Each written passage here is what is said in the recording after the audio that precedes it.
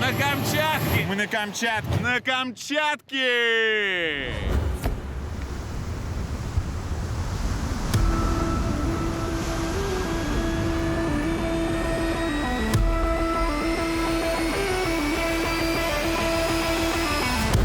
Мы действительно на Камчатке. Сразу о личном.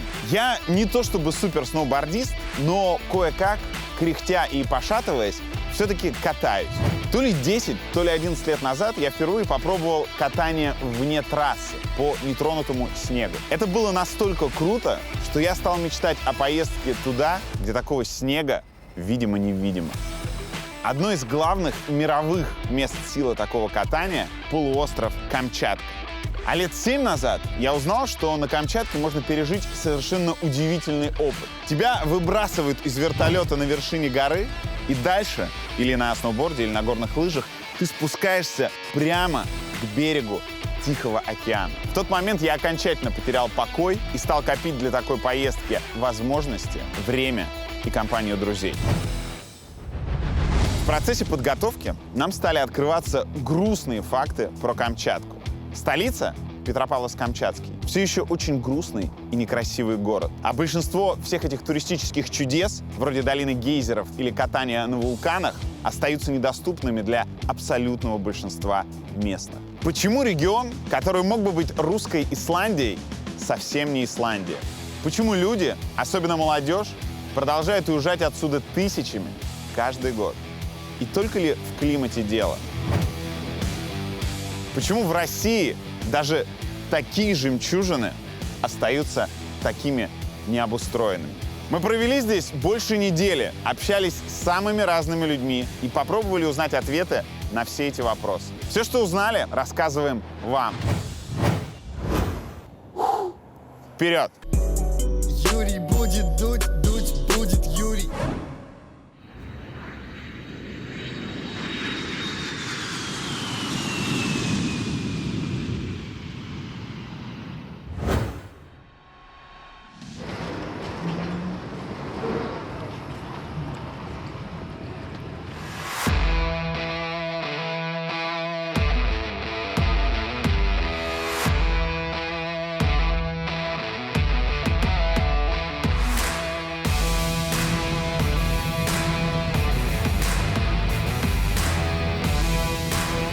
Просто посмотрите на колеса.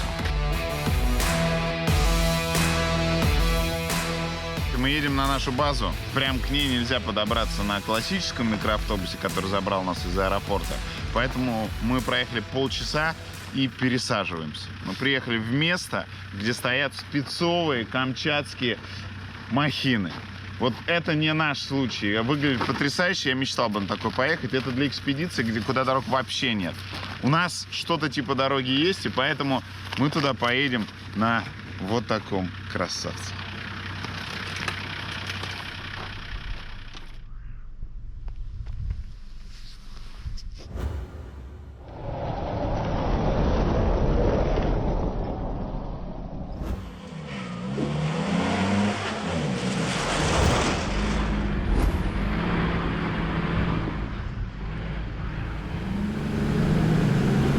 Серега, а ты сколько раз здесь был? Один. Один только раз? Да. Слушай, ты же везде был много раз. Ну вот тут один. И тоже мечта, блин. Здесь есть вулканы, здесь есть океан, горящие источники. Там, здесь красиво и летом, и зимой. Я здесь прожил 22 года.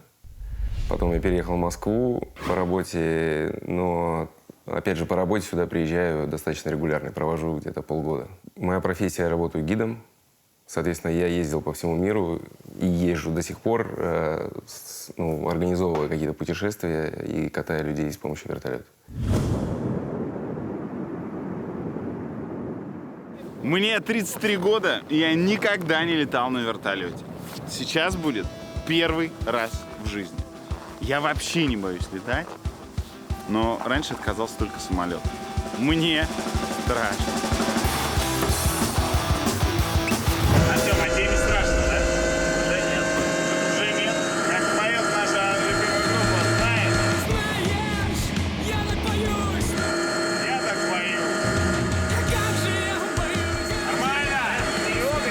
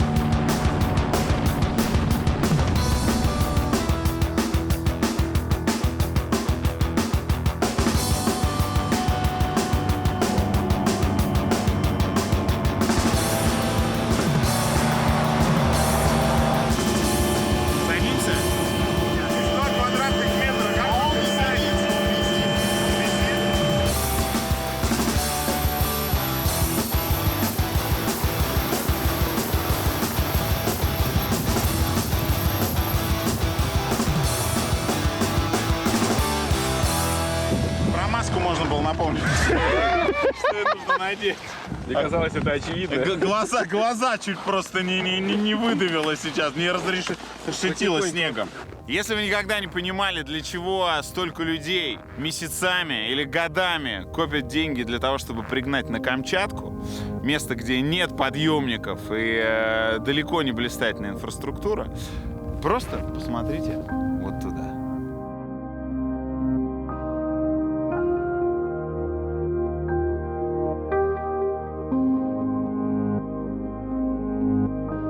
Пошел. Вперед! Вперед. Какая тема!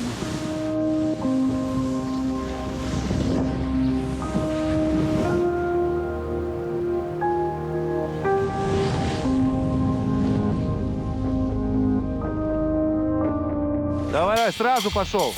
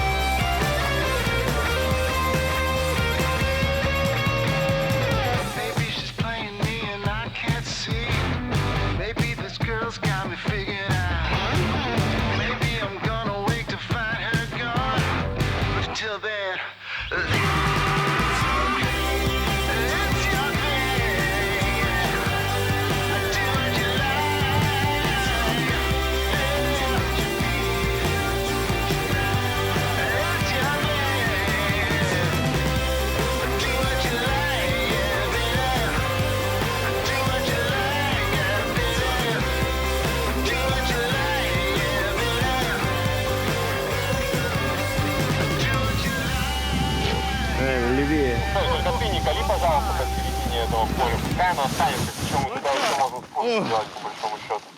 Я хотел эффектно сюда заехать. Друзья, не повторяйте ошибок. Тормози здесь.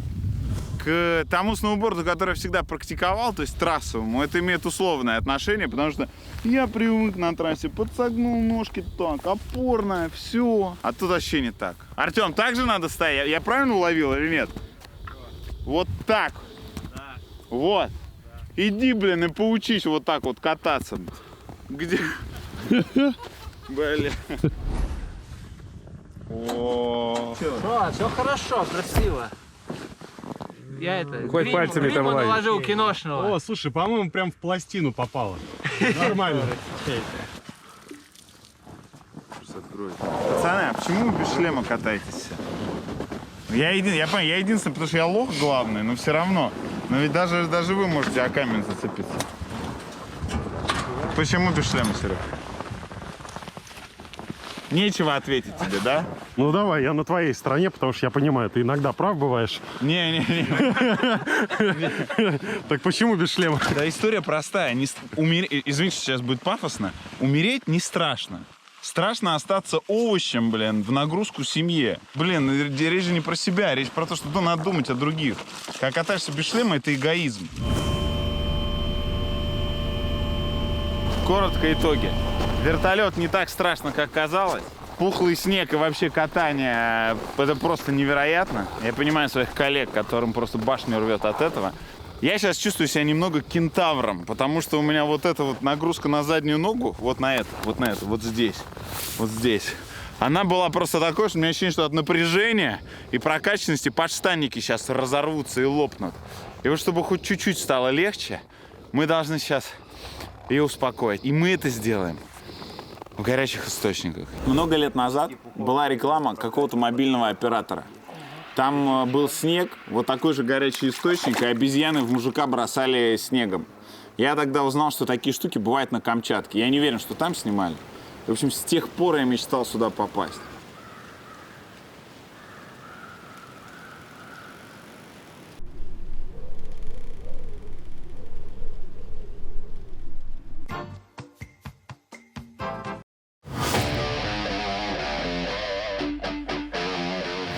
В этом выпуске чуть позже еще будет про то, как долго высокоскоростной интернет пробирается в некоторые российские регионы. Ну и к чему это в итоге приводит. Но первым в рубрику «Поздравляю с подключением» вступлю я. После того, как мы сгоняли в Кремниевую долину и в Калтех, я еще большим интересом и уважением проникся к профессии ученого. И вот в попытках исследовать этот мир я наткнулся на очень радикальный, очень популярный и очень крутой мультсериал «Рик и Морти». И да, мне не стыдно в этом признаться, я сделал это только в 2020 году. Рик — пожилой, сумасшедший и очень деятельный ученый, который генерит большинство своих идей в гараже, таком же уютном, как дачный гараж нашего новенького Саши Головина. Это, конечно, невероятно круто, когда под таким количеством трэша и самых разных маргинальных приемов может быть зашито столько важных гуманистических месседжи. «Рик и Морти» — одна из мировых премьер, эксклюзивно доступных на Кинопоиске.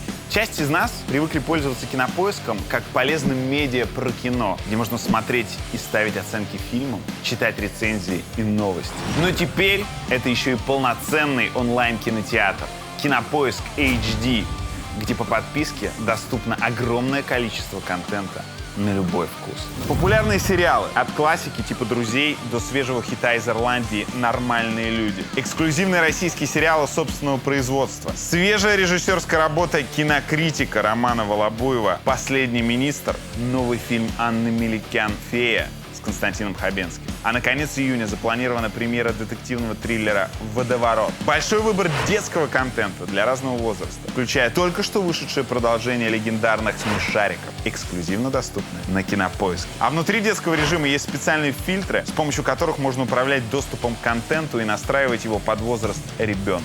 Доступ ко всему этому богатству можно получить по специальной подписке Кинопоиск HD. К ней автоматически прилагаются все бонусы Яндекс+. Ну и еще несколько полезных технических деталей.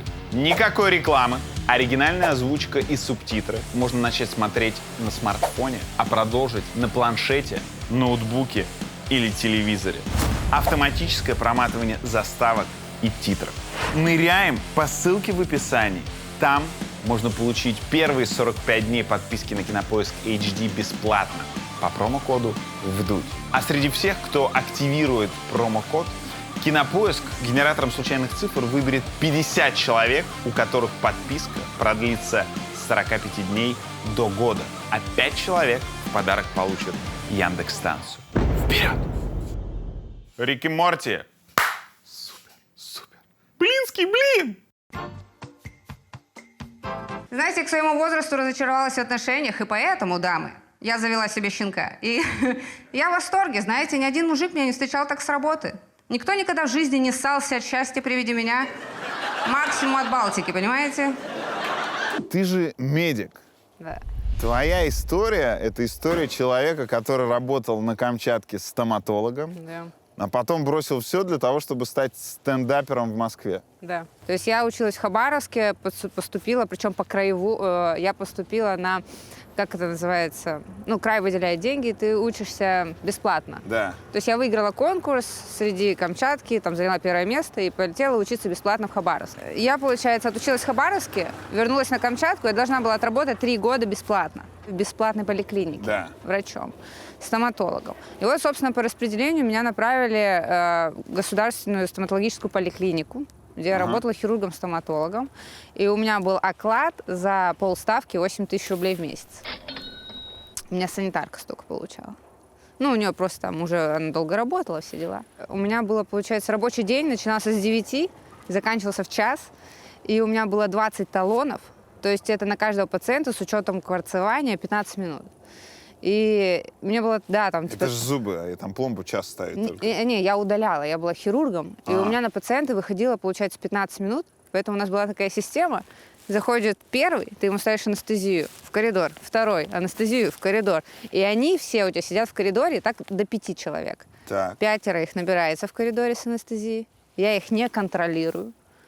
И потом заходит первый, я ему удаляю. Второй удаляю. Третий удаляю. Но это я так показываю, как будто бы это так легко. Но иногда я зависала и по часу. Мы там были как на войне. Юра, я сейчас это вспоминаю, мне, если честно, страшно. Потому что когда я туда пришла работать молодым хирургом, я такая была на эмоциях. Я, эй, шашки наголо, я сейчас тут всем помогу, всех вылечу. Но потом меня завели в этот кабинет, а там кресло, я не знаю, 50-го года, вот на таком реально в зеленой миле этого чувака, на электрическом стуле людей убивали. Ну вот такое же, оно жуткое. Там нет боров, нет пустера, там слюноотсосов нет. И поэтому, когда были сложные зубы, знаешь, что мы делали? Мы ставили такое долото, ну, он называется элеватор. Ты его ставишь между там, костью и зубом, и молоточек. И мне медсестра била молоточком, то есть я выкорчевывала зуб из челюсти пациента, она била молоточком. Первое время я работала в бесплатной бедной поликлинике на Камчатке. Чтобы вы понимали, у нас вместо лампы стоматологической была фара дальнего вида. Представляете? Я честно говорю, реально. Поэтому все мои пациенты, которые садились ко мне в кресло, просто превращались в проституток с трассы, которые «Нет, нет, я не по своей воле сюда пришел». А я такая «Да-да, бедняжка, открывай свой рот». По своей воле сюда никто не приходит. Но хорошо, что я в это время работала в частной клинике в Петропавловске, параллельно. Да, я работала на 2 работах, ну как я на 8 тысяч не прожила бы. Нет. Я работала параллельно в частной, и меня там научили именно, как правильно работать. Там были хорошие врачи, прекрасные, которые показали именно, как нужно. Но именно в городской это настолько был... В городской вообще ко мне один раз подошли, управляющие, говорит, а почему вы перчатки после каждого пациента выкидываете? Я говорю, а как? Она говорит, ну мыть надо. У нас денег нет на перчатки. Вы можете после каждого пациента просто мыть и потом дальше работать. А это хирургия. Я не знаю, как сейчас. Я очень надеюсь, что прошло 5 лет, и сейчас там есть перчатки на каждого пациента. Сейчас у нас уже там анестезия нормальная. Но мне было, ну, я не знаю, у меня вьетнамский, наверное, синдром. В этой больнице, как думаешь, нормально с перчатками? Это краевая больница, краевая камчатская больница, на которую было выделено очень много денег, 1,5 миллиарда, но приостановили постройку, потому что они не справляются с бюджетом. И вообще эту... Справляются с бюджетом? Ну да, там, короче, очень дорогой, очень дорогой квадратный метр. 150 тысяч стоит 1 квадратный метр. Ага. Это очень дорого, и они решили, что они пока не вывозят по бабкам, поэтому приостановили постройку. Ее начали строить еще с 2014 года вроде как. И это преподносилось так, что будет невероятно крутой центр. Там будем все лечиться, но в итоге вот...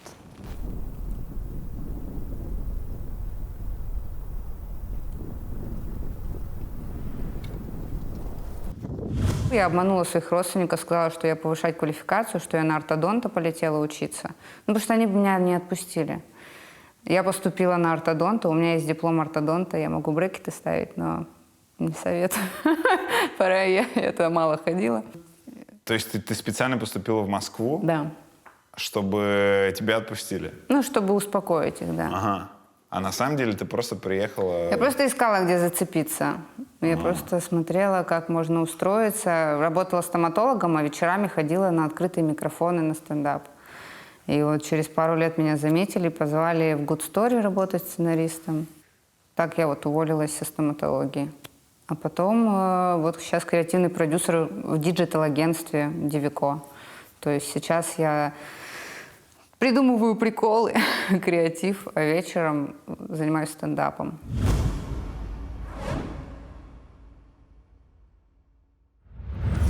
Мы стоим на фоне вулканов. Давай их назовем.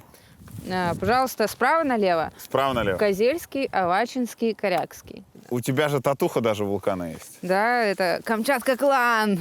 Это типа все набивает за ваши тусы. Ну, это было такое, что я с Камчатки, и у меня, типа, оно всегда под сердцем, мой вулкан, но я улетела отсюда. Выглядит всегда хорошо? Нет, не особо. Когда я поднимаю руку, она вытягивается в сиську такую. Ну, ничего страшного, главное, руки не поднимать. Если говорить про горячие точки, то Камчатка – это самая горячая точка на планете. Когда вам кто-то говорит про Гавайи, вы должны улыбнуться и сказать, что мы были в Институте вулканологии. И нам Алексей Юрьевич Озеров сказал, вулканолог, что вот если у нас на Гавайях идет извержение, то оно одно и то же извержение, почти из одного и того же центра, одна и та же магма, изливается 10 лет. Ничего особого. Ну, течет лава, конечно, неудобство населению и так далее, но ничего особого. Или Исландия. Ну, хорошее извержение, так? Да. Но в Исландии происходит одно извержение раз в 4 года. А у нас от 3 до 7 извержений гарантированно. В год. В год? Для чего целый институт изучает вулканы? У нас есть первая задача – понимать, как наша Земля эволюционирует. Потому что как только вы вступили вот сюда, на Землю, чтобы не ошибаться, чтобы понимать, как по ней идти, вы должны знать, как она функционирует. Вот одна из составляющих, это называется фундаментальная. Она должна ответить на вопрос, как функционирует Земля. Это вулканология. Это первое. Есть второе направление. Это называется прикладная вулканология. Вы находитесь в городе Петропавловск-Камчатском. Сейчас. Вон там у нас находятся 2 вулкана. Корякский и Авачинский. Это очень активные вулканы на Земле. Расстояние до них 25 километров. Если с этим вулканом что-то произойдет, здесь могут возникнуть довольно приличные проблемы. Под нами находится 200 метров, 200. Вон туда вниз, вот туда смотрим. 200 метров отложения вулкана Авачинского. Тут никто не шутит. В воздухе над Камчаткой ежесуточно пролетает 30 тысяч пассажиров. Это население небольшого города. И если в самолеты, в двигатели самолетов попадает пепел от вулканов, то двигатели перестают работать, и самолет очень быстро оказывается на земле, не на аэродроме. Любая посадка не на аэродроме считается, вы понимаете. Почти любая, да. Поэтому, почти любая. Строительство. Вы должны построить дом в том месте, где не пойдет грязевой поток. Вы должны построить аэродром в том месте, где не пойдут грязевые потоки. Вы же сюда хотите прилетать? Вот, пожалуйста.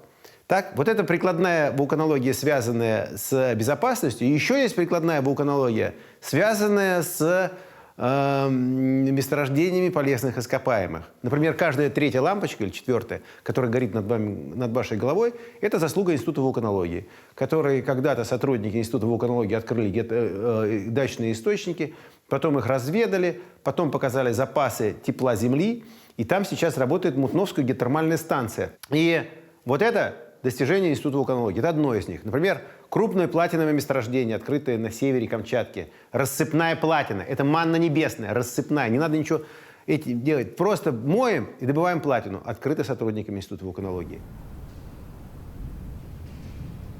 Вы сказали, что были одним из тех, кто на Камчатке начал заниматься хелиски. Мы его и начали здесь. Расскажите, как это было? У нас была интересная задача. Была спуститься со всех вулканов, ну, во всяком случае, ближайших и дальше, и примерить себя на то, чтобы с вершин научиться спускаться, чтобы вот это ощутить, вот это парение горных лыж, но уже на других совсем уровнях. Уже это не курорты. Это совсем другое. Это курорт всем хорош, тебя поднимут, тебя опустят, тебя это. А здесь ты должен находиться в течение нескольких лет в идеальной спортивной форме. Нельзя ничего. То есть ты должен находиться, это как спорт, как к Олимпийским играм готовишься все время. И в результате ты попадаешь на вершину вулкана, там Корякского, например, вот тут. Так, все, 3456 метров. Склон не оборудован, не обработан. И ты не знаешь, что будет. Я потом, спустя там 20 лет, я приехал в аэропорт и увидел, или 25, не знаю, что такое, увидел вот эти идущие подразделения. Это уже были отделения там, или взвода такие. Это были такие, все такие напруженные, такие, с этими маленькими рюкзачочками, которые у них там все это биперы, еще что-то, еще что-то. Они все были так одеты, все было по-строевому. И я сказал себе, как хорошо, что ты успел тогда. когда ты открывателем все это был. Это уже потом все это группа, это уже переходит в технологию. А вот романтика движения, когда ты выбираешь, когда ты сам, когда все это вместе обсуждается, потом куда-то влетается, еще что-то, это совершенно другое. Это другие ощущения. Значит, теперь так. Никто не дал определения, для чего нужны горные лыжи. Давайте мы сейчас это с вами сделаем. Давайте. Ну и сноуборд только, если можно. Горнолыжный спорт. Горные лыжи и сноуборд. Все-таки давайте на каком-то этапе это мы не будем сильно разделять. Да. Я не стал бы. Ну и тот, и другой вид спорта – это высокоэмоциональные виды спорта. Вообще они вредные виды спорта Да. с точки зрения физики. Это правда. Вы знаете, спина не работает, ноги почти не работают, нагрузки очень не... Вы едете на подъемнике, потом у вас нагрузка, потом вы идете, зажимаете себя, пульс заскакивает куда-то непонятно куда. То есть все плохо. Да. Кроме одного. А вот это самое главное сейчас будет. Вот это надо... Вот давайте я первый раз вам скажу. Что реализуют горные лыжи? Они реализуют одно из самых главных желаний человека, которое у него есть. Они реализуют полет. Это чисто полет. Человек всегда хотел летать. Он хотел летать как птица, вы же помните. Самолеты потом сделали, и это сделали. Он всегда хотел летать. И он полетел. Но он полетел при помощи сложной техники, как правило. Сам он не... Вот это чувство полета не. Что такое горные лыжи? Все то же самое. Вы идете над склоном, набираете скорость, и у вас соприкосновение становится меньше. Фактически вы реализуете частично полет. Это не полный полет, это еще более сложная ситуация, более еще интересная. Вы реализуете, с одной стороны, физику своего движения, и с другой стороны, вы реализуете полетную составляющую. Поэтому эйфория, вот самое главное, что в лыжах, это эйфория.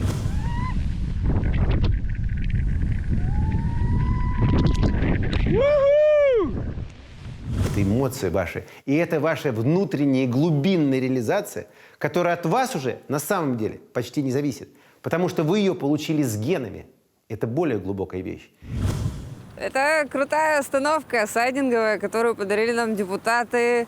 Вот жителям города от Андрея Стукова и Татьяны Ткаченко спасибо вам большое за такую прекрасную остановку. Когда эти остановки поставили, народ, если честно, просто угорал. Потому что, ну, это смешно. Что это подарок, спасибо. Спасибо большое.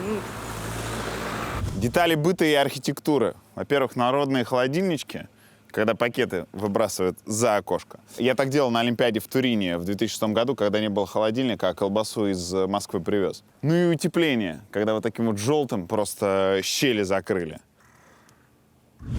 Укрепления знаменитые.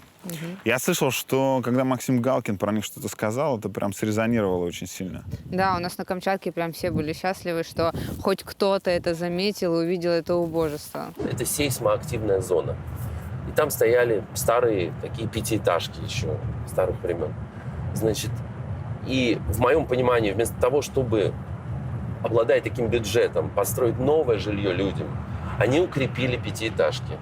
Ну, то есть такие скрепы. Ну, во-первых, это ужасно выглядит со стороны. На самом деле дом, в котором я раньше жила, дом моих родителей, он тоже попал под реновацию.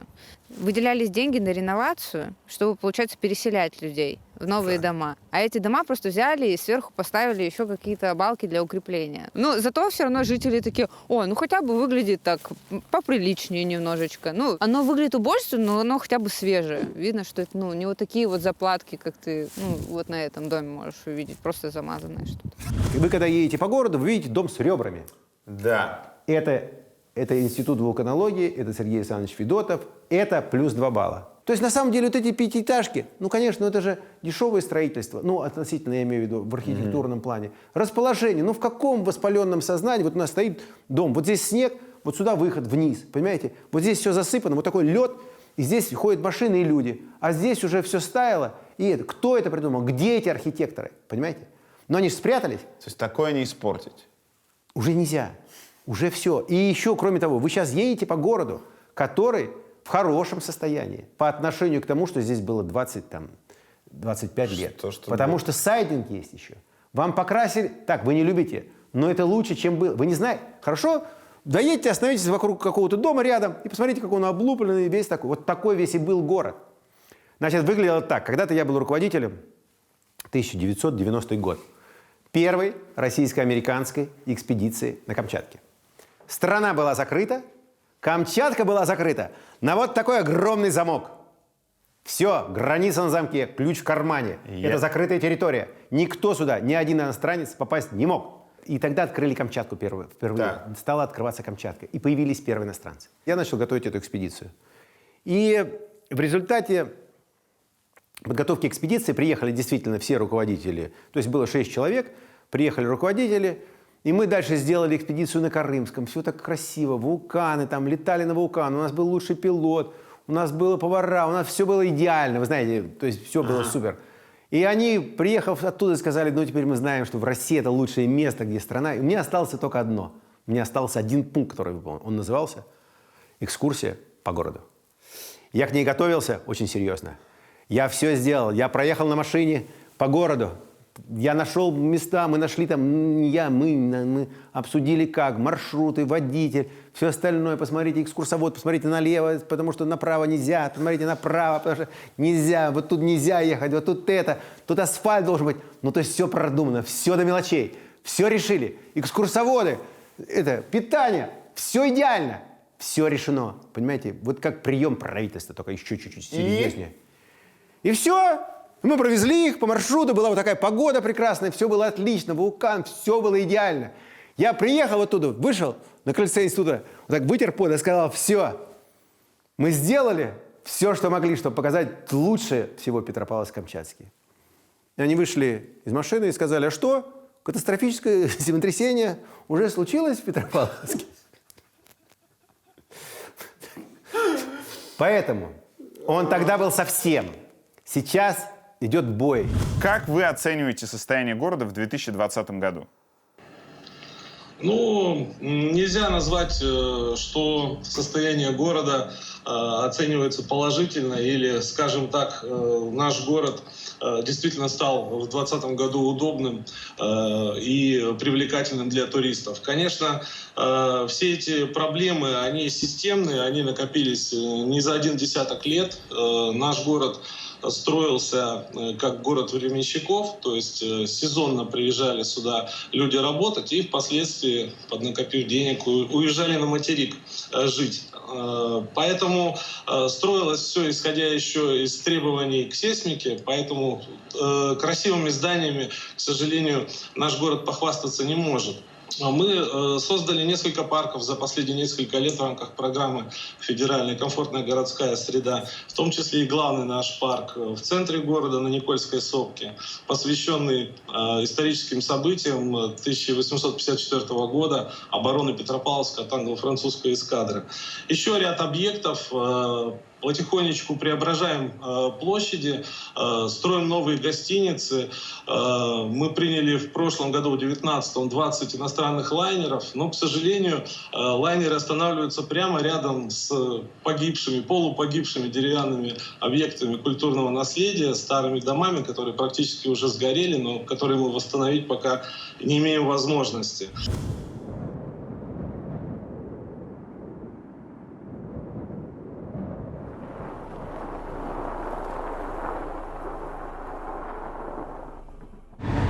В прошлом году Петр Сергеевич Бондарчук вместе с своей командой приезжал на Камчатку, снимали один из эпизодов фильма «Вторжение». Так получилось, что меня выбрали на роль дублера Олега Меньшикова. Теперь я самый известный затылок на Камчатке. 3 дня мы снимали несколько эпизодов в районе вулкана Ксудыч. И вот я там летал, ходил, летал, выпрыгал с вертолета. Я после премьеры фильма вышел, поклонился всему залу. Пару человек поржали, похлопали. Никто не понял этого. Еду в океан. Ту-ру-ру-ру-ту-ту. Ну чё, типичная дорога к серфингу. Как это бывает в большинстве мест, где серфинг культивируют.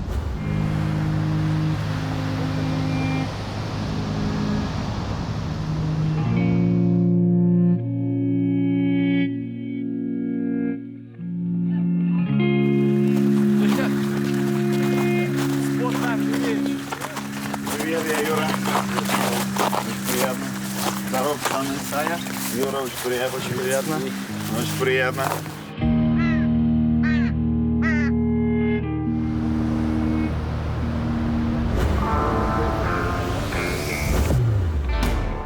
Я настолько привык уже кататься зимой, так как сезон на Камчатке летний очень короткий, и ты... Сколько дней он длится? Ну, в смысле, ты имеешь в виду сколько часов?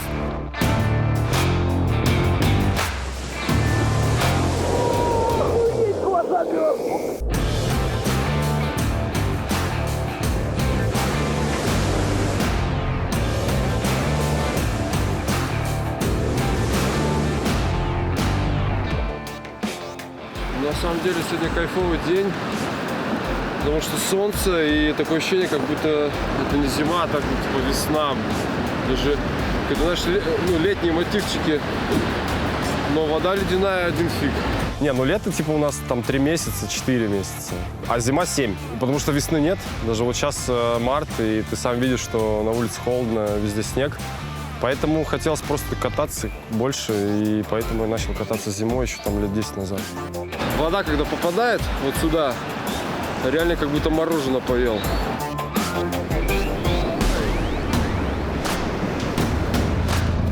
Попало что-то.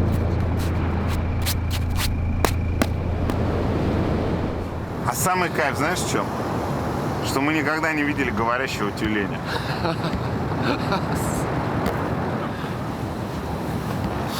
Замерзшего говорящего тюленя.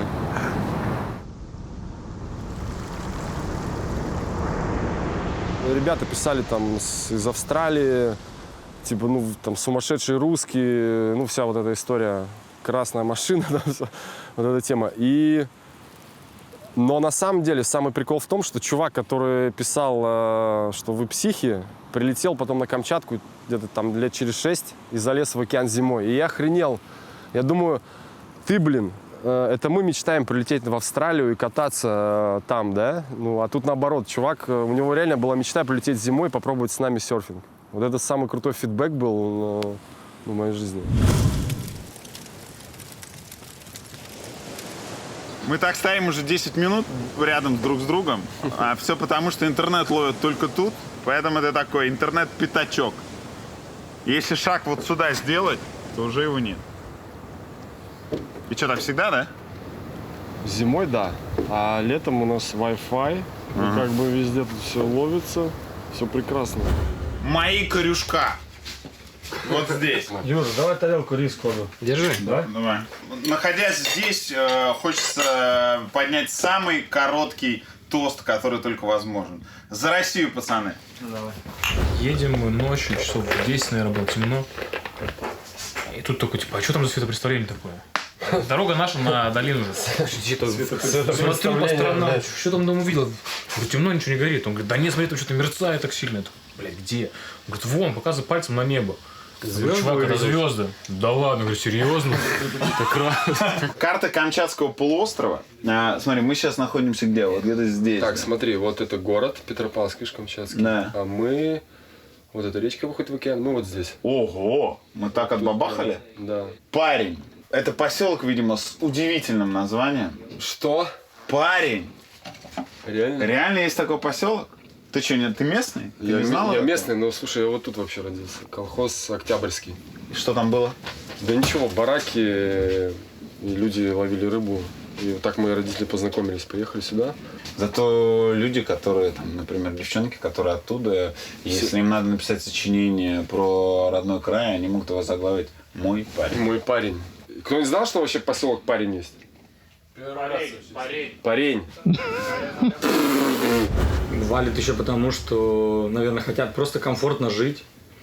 Ну, в Петербурге и в Москве как бы ни для кого не секрет, что там намного комфортнее во всех отношениях, да, и есть возможность вылететь куда-то за границу или в какие-то близлежащие города на выходные, на уикенд просто слетать. Здесь же ты отрезан от страны, от, условно говоря, от всей цивилизации. Я правильно понимаю, что с развитием интернета это стало еще более актуально, потому что люди видят, как может быть... Как живут там, конечно, да. И ты можешь выбрать себе что-то, пока ты учишься в школе, ты понимаешь, куда ты можешь пойти и куда направить свой потенциал, свои силы. Очень важно находиться в месте, где ты видишь, что что-то развивается помимо тебя, как бы, чтобы эта динамика заставляла тебя двигаться вперед. Не просто, что ты такой сидишь, кругом вообще разруха, а ты такой аскет, закрылся в библиотеке, блядь, и сидишь, прокачиваешь себя непонятно для чего. Тебе нужно это отдавать миру, с кем-то делиться этим. Поэтому ты должен быть в среде. А здесь среда, ну она типа тебя наоборот удручает. Тебе, чтобы здесь наоборот быть целостным, быть личностью и как бы раскрывать свой потенциал, развиваться, тебе нужно абстрагироваться полностью от этого Петропавловска и связать свою жизнь там с природой или еще с чем-то. Опять же, ты можешь с Москвой и с Питером дистанционно это делать. Ну, как твой кореш делает, например. Да, как мой кореш. Пожалуйста. И как ты тоже. Как я, да. Вы довольно молодой человек, вам 41 год, как я понимаю. Вы, общаясь с людьми, которые там вашего возраста или чуть меньше, вы чувствуете, что молодых людей напрягает то, как Петропавловск выглядит? Я соглашусь, действительно есть масса негатива, от нас молодежь уезжает, потому что на материке интереснее и лучше. Хотя я бы не согласился, что все дело именно в Петропавловске. И климатические условия напрягают. Действительно, у нас есть такие пурги, когда фактически невозможно не добраться ни до работы, ни до учебы. Снега достаточно много выпадает.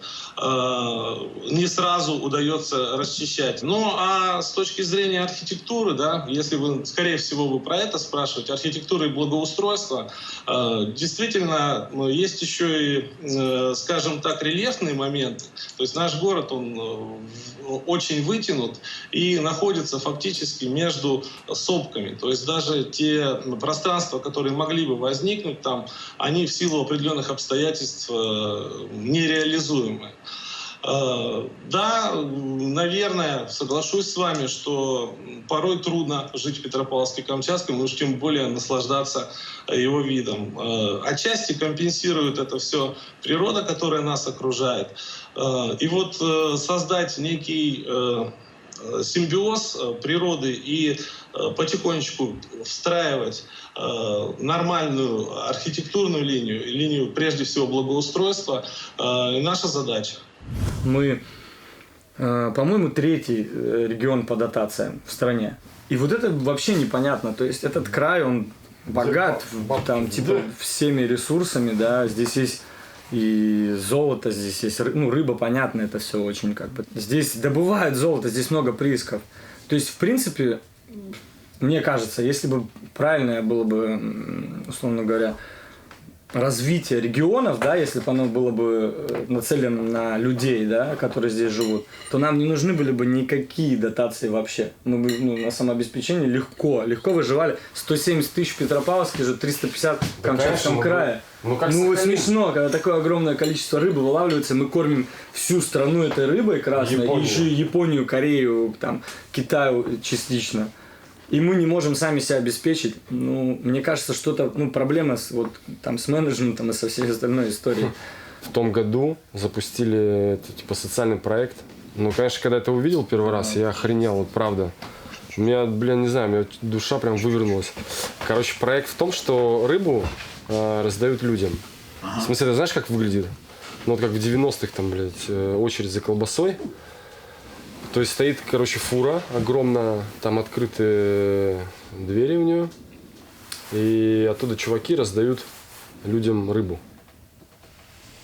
И, ты офигеешь, но очередь, вот на Силуэте, где я живу, там, район, такая очередь огромная была. Я такое видел, правда, в детстве, там, когда в 90-е годы. И сначала издалека мне показалось, там, окей, там, пенсионеры, может быть, будут. Это нормальная тема, да, там, у пенсионеров. Условно говоря. Условно, я думал, этот будет контингент. Но когда мы подъехали с женой поближе, я офигел. Там, в смысле, стоят молодые семьи, дети, все с этими пакетами. И что происходит в очередях, это тоже отдельная история. Там просто давка, люди лезут, да, и там абсолютно все нецивилизованно. Пытаются попасть к этой рыбе, но это просто, это смотреть без слез разрывают. Но это в вашем представлении жадность или нужда? Нужда. В смысле, насколько люди потребны в этом, в рыбе, нуждаются.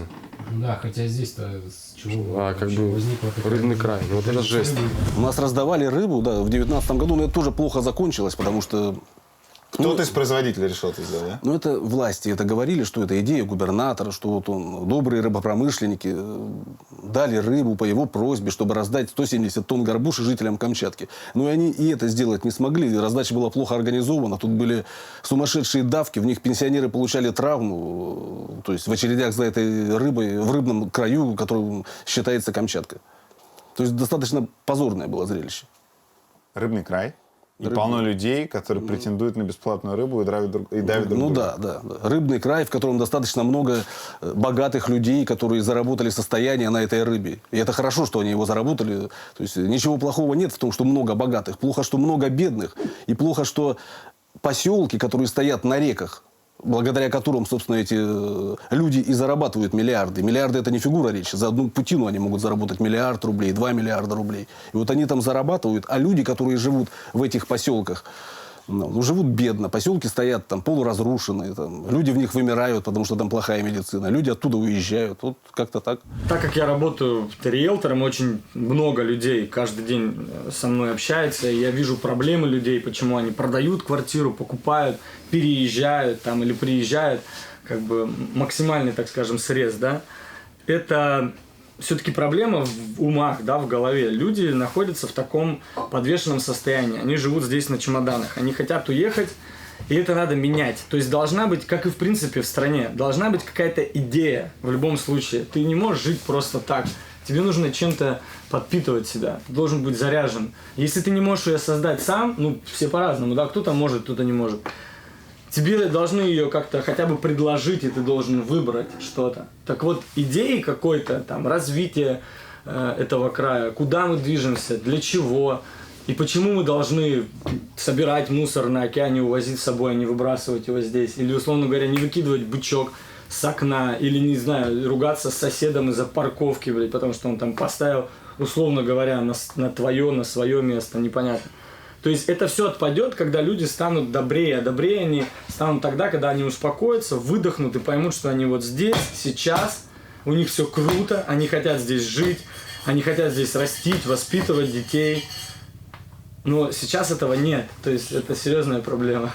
И мне кажется, если бы это можно было изменить как-то, если бы об этом думали власти, чтобы пропагандировать что-то реально крутое, каких-то вот таких людей, как Антон и так далее, здесь их много, и говорить о том, что здесь можно жить, и здесь можно жить круто, и можно помогать ближнему, и развивать этот край и так далее, то все остальное бы уже отвалилось, и люди бы сами начали бы действовать сообща, развивать, стремиться куда-то к лучшему и так далее.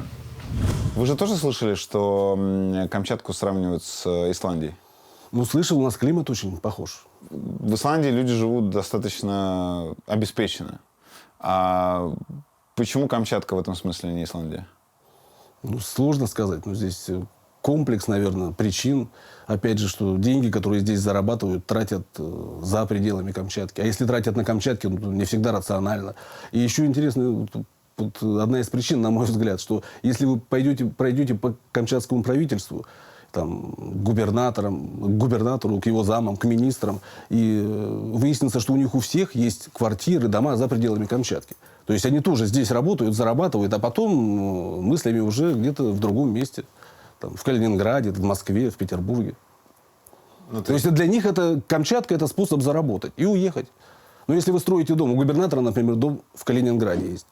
То есть, как бы, вот я не знаю, о чем он больше думает, о Камчатке или о Калининграде. Если дом построил там, ну, как местный, он родился не на Камчатке, но здесь давно живет на Камчатке.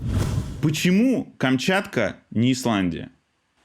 Ох, хороший вопрос. Коротко отвечая, вы правы, они похожи по населению, они похожи по размеру столицы, и они дико не похожи по уровню жизни. И причин много. Первая причина. Начнем с того, что Исландия — это страна. А Камчатка — это кусок очень большой страны, которая исторически всегда гребла с окраин всевозможные ресурсы и выставляла на окраинах свои вооруженные силы. Ресурс всем понятен — это рыба. Как ловится рыба в Исландии? Это все-таки треть ее промышленного производства до сих пор. Рыба ловится по-белому, с налогообложением. И доходы от рыбной ловли, они большие, потому что треска очень востребована. Хорошая еда. Они идут в бюджет Исландии. Как ловится рыба? Это вообще-то 19% промышленного производства на Камчатке. Ну, в 90-е годы, можно я так невежливо скажу, чисто неформально. Потом доля формальной ловли, конечно, выросла. Но наш народ, который понимает, что если платить все налоги, мало бизнесу не покажется, он идет на всевозможные формы перевода в малый бизнес, такие форматы налогообложения, которые снижают налоговую базу. Результат. Если мы возьмем бюджет замечательной Камчатки, то в нем доля налога на прибыль 5%. Но это немножко похоже на северокавказские республики, если уж по-честному говорить. Ну, только с зарплаты в основном живут, так называемый НДФЛ. И, соответственно, 60% всех доходов бюджета Камчатки – федеральная помощь.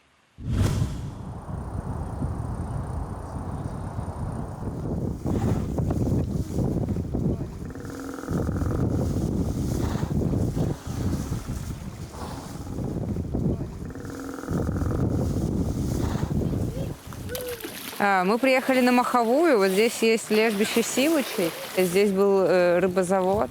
Он, как и все, разрушился, перестал работать. Ну, как бы, а Сивучи прикормились, поэтому до сих пор тут водят. Они еще очень любят водиться возле морпорта. Там их рыбаки прямо, ну, подкармливают, они там как собаки. На. Ой, ты молодец. Одно из местных развлечений, куда можно поехать с детьми. Вес сивучи около 1500 килограмм. И нам сказали, что здесь водятся именно сивучи, которых не приняли в основной косяк. То есть это либо молодые, ну, либо неудачники, наверное. Ой, сейчас там драка опять начнется. Ребят, не ругайтесь, ну. Вообще они выглядят очень милыми. Хочется их прям потискать, но не стоит. Нас так и называют, либо тюлени, либо сивучи. Ну да, так и есть. Но он черный. Сивучи плавают рядом с вами? Всегда, ну практически да, всегда. Они могут вред принести? Нет. Но мы всех, кто первый раз приезжает, мы всех подкалываем, когда они видят, что типа сейчас сожрут, надо бежать на берег, там все начинают грести истерично. Ну это такая, она уже местная шутка, кто шарит, знает, что он ничего не сделает. И это наоборот офигенно. Ну ты в дикой природе сидишь, ну и просто видишь это своими глазами, мне кажется, это клево. Саша Новикова стала известна на всю Россию после того, как в YouTube вывалился ролик. С 1 февраля его стоимость составит чуть больше 1500 рублей ежемесячно, из которых почти 900 льготник может потратить на необходимые медикаменты. 137 рублей может направить на приобретение путевки в санаторий для профилактики основных заболеваний, а оставшиеся на бесплатный проезд на международном транспорте к месту лечения и обратно. Извините. Я старалась, вы слышали.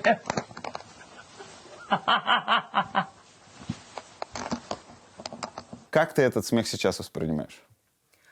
Народ разделился просто в его оценках. Как, собственно, и раньше воспринимала. Я считаю, что невозможно не смеяться, читая эти цифры. И вообще, с каким лицом ведущий должен читать эти цифры? Но все логично. То есть это как бы выглядит абсолютно как подачка государства людям. Но если бы не контекст. А контекст заключается в том, что ты все это делаешь, работая на, по сути, ВГТРК, на медиа, которая охраняет государство, которое такие подачки делает. Как одно другим сочетается? Ведущий или журналист на ВГТРК, допустим, Москва и ВГТРК Камчатка, нужно понимать, что это две огромные разницы. Нужно понимать, что журналист на Камчатке, работающий на федеральном канале, он еще сохранил какие-то остатки человеческого уважения. Потому что сказать в эфире 2 + 2 = 5, а потом выйти на улицу на Камчатке, не получится. Это просто не получится. Конечно, это маленькое место, где новости подаются совершенно иначе. Мы приехали сюда снимать выпуск про то, как живут люди на Камчатке. Как живут люди на Камчатке? На Камчатке дорого. На Камчатке тяжело. Это, безусловно, край для сильных духом. Ну и тяжелые северные условия все это усугубляют. Тяжело на Камчатке живется, правда. Хотя бы потому, что отсюда очень трудно и дорого выехать. Потому что здесь дорогие продукты, ну, исходя из логистики, да, которые сюда завозят. Хотя теоретически регион, в принципе, мог бы обеспечивать себя сам. Это мое глубокое убеждение, никто меня не переубедит. Давай разложим на детали. Во-первых, дорого выехать. Но здесь же субсидируют билеты. Да, лицам до 23 и после 60. Мне 35. Я должна платить полную стоимость. Вот в этом году у меня отпуск, мне компания компенсирует. Но мне нужно пойти и купить билеты, чтобы мне компенсировала компания. А мне не на что их купить. Типа, если у тебя нет нала, то тогда... Окей. Так, но когда мы покупали сюда билеты, они, в общем, стоили весьма удобоваримо для 9 часов полета. Это было, типа, 26 тысяч рублей туда-обратно. Так всегда? 26 туда-обратно? Бывает дороже гораздо. Прям сильно, да? Просто я тоже слышал вот эту историю, что если хочешь дешево улететь, надо покупать за полгода до. Да, Но я не понял именно ее... так. Именно так. За полгода тогда еще можно за 30 тысяч туда-назад слетать. Обычно 30 в одну сторону. И летом более ходовое время, чем зимой? Летом вообще невозможно вылететь. Билетов просто нет. Или за 70 тысяч рублей туда-назад. Потому что все летят куда-нибудь погреться. Да, конечно. Люди планируют это, планируют за полгода.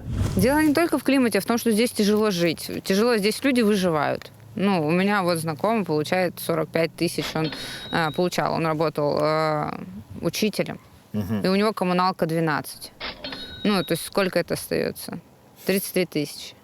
Ну да.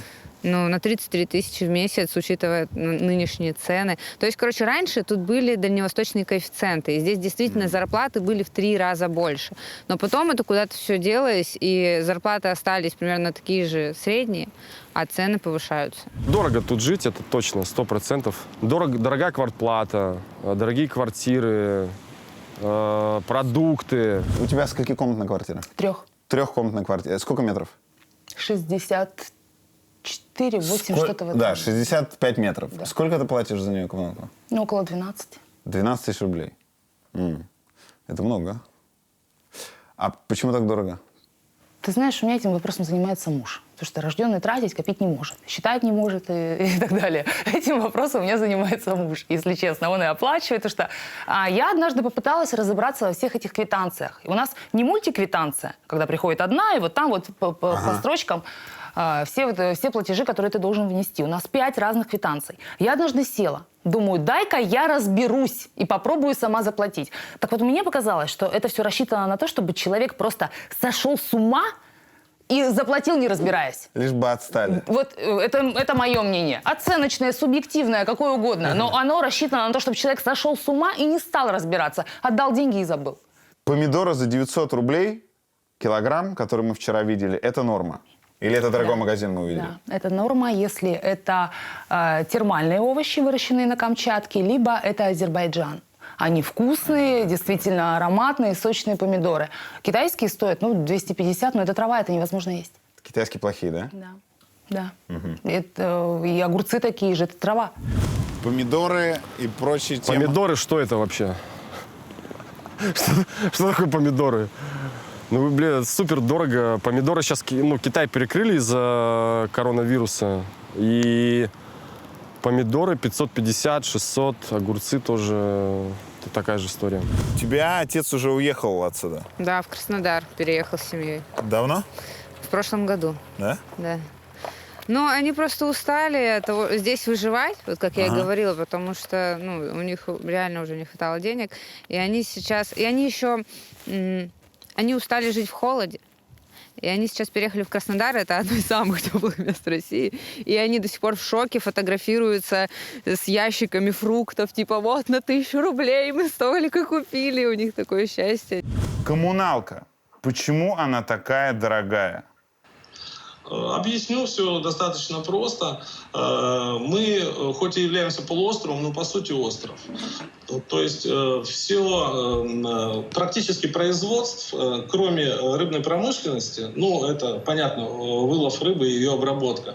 Производств ни в городе, ни на Камчатке нет серьезных.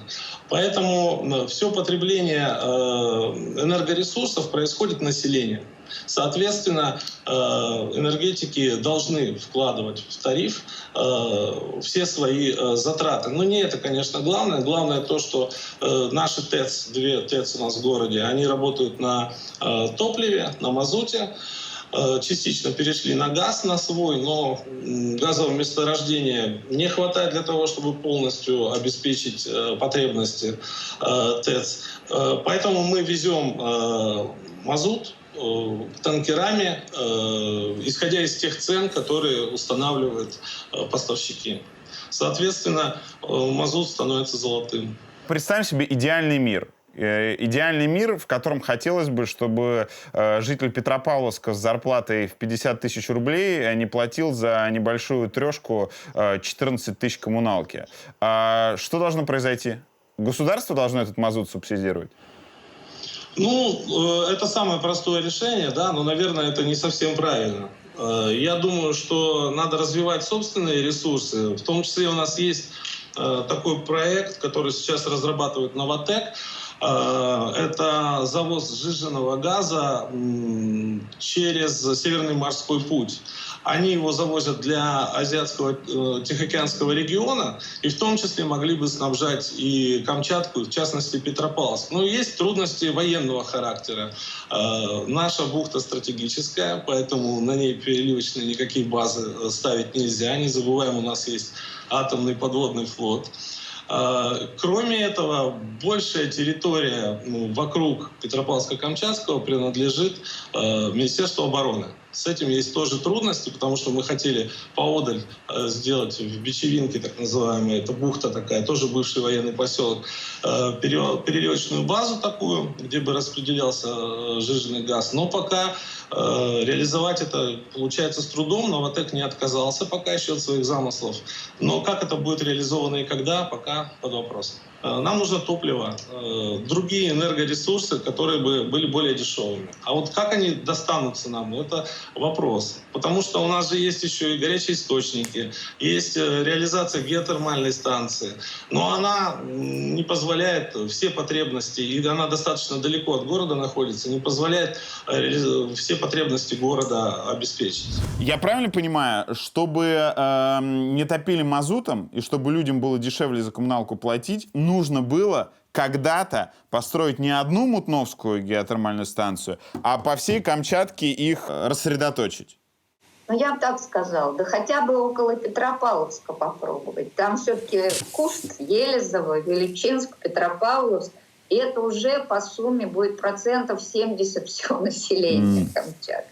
Проблема в инвестициях. Показательную сделали станцию, а дальше нужны деньги. То есть, если бы деньги от очень дорогой нефти середины нулевых, если бы деньги, которые идут на внешнюю политику в самых разных способах, будь то там присоединение территории или войны в других местах, тратились, например, на станции, вроде Мутновской, то, возможно, все было бы по-другому. Или я максимально сейчас профански рассуждаю? Нет, вы абсолютно корректно рассуждаете. Вопрос очень простой. Смотрите, вот этих желающих больше 80 субъектов. Как вы, наверное, догадываетесь, у нас с инфраструктурой везде худо. Дальний Восток и севера на особом счету, действительно, там все очень дорого. Но вы видели, что выбрало наше государство? Севморпуть и транзит по нему сжиженного газа. Теперь они хотят еще туда залудить нефть Роснефти, которые на Таймыре соберутся добывать. Возможно, уголь. Короче, это опять тот же ТЭК экспортный со всевозможными транзитными путями. Ну а что там Камчатка? Ну, рыба. Базу обеспечат. Поэтому это вот геополитический подход к стране, он и привел к тому, что мы имеем. В советское время это было сделано по той простой причине, что еще не было технологий, и как исторически с 30-х годов завозили мазут на севера, так и продолжали завозить. Вы же понимаете, что советские цены были ни о чем. Да. Расходы как бы считались очень странно. А в постсоветское время просто все сжалось и сдохло. И вместо почти 500 000 на Камчатке осталось чуть больше 300 000 человек. То есть инфраструктурно страна устарела? Безусловно. Безусловно. Просто умное вложение. А Исландия — это умное вложение. Это вложение в развитие. А то, как вкладываются у нас, это называется вложение в геополитику и в экспортную мощь нашего топливно-энергетического комплекса. Приехали.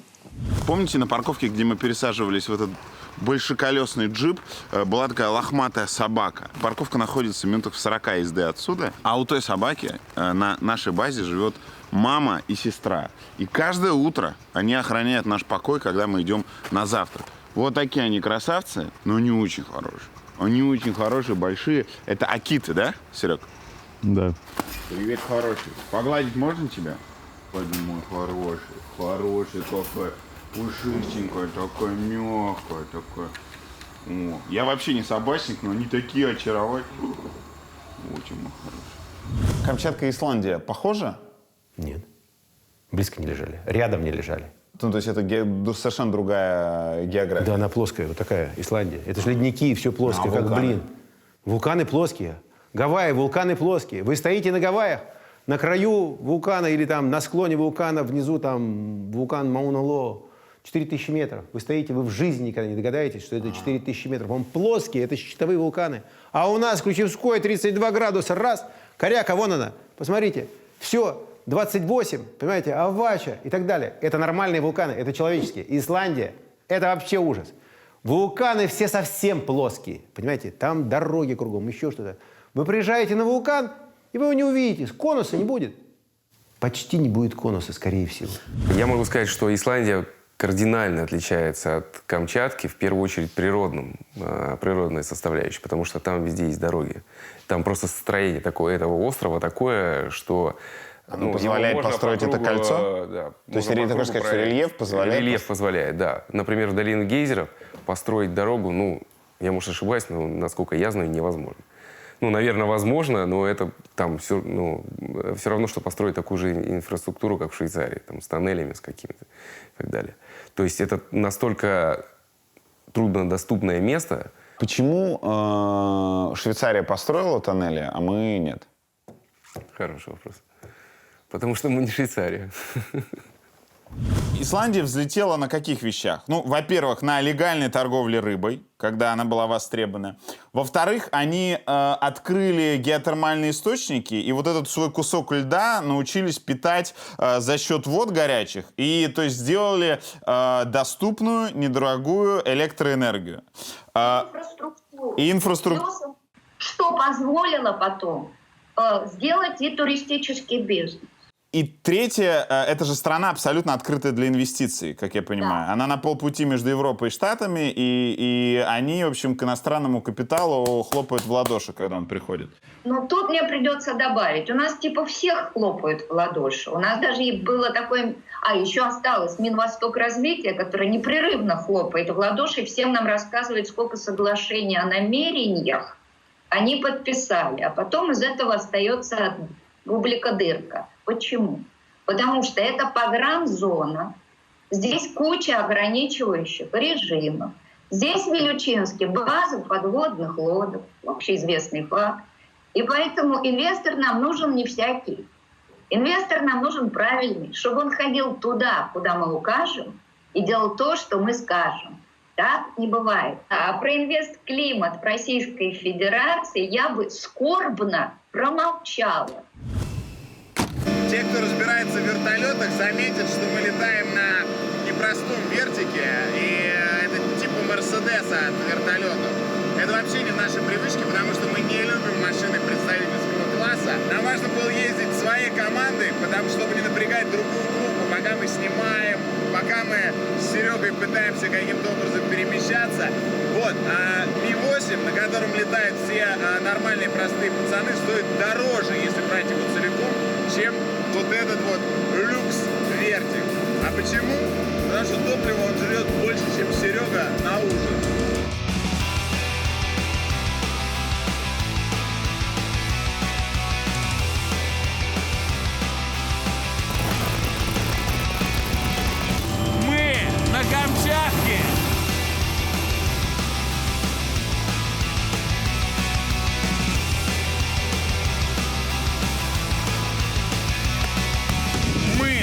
на Камчатке! У нас, на самом деле, на Камчатке есть уникальное место, единственное место в мире, это вулкан Мутновский, в который можно спуститься, высадившись на вершине, прямо в кратер действующего вулкана, и из него выехать. Вертолет ждет тебя снаружи. В мире больше таких мест нет. Есть место в Новой Зеландии, где ты можешь спуститься в кратер, но выехать оттуда невозможно. У нас такая конструкция этого кратера, что ты можешь прям выехать из него.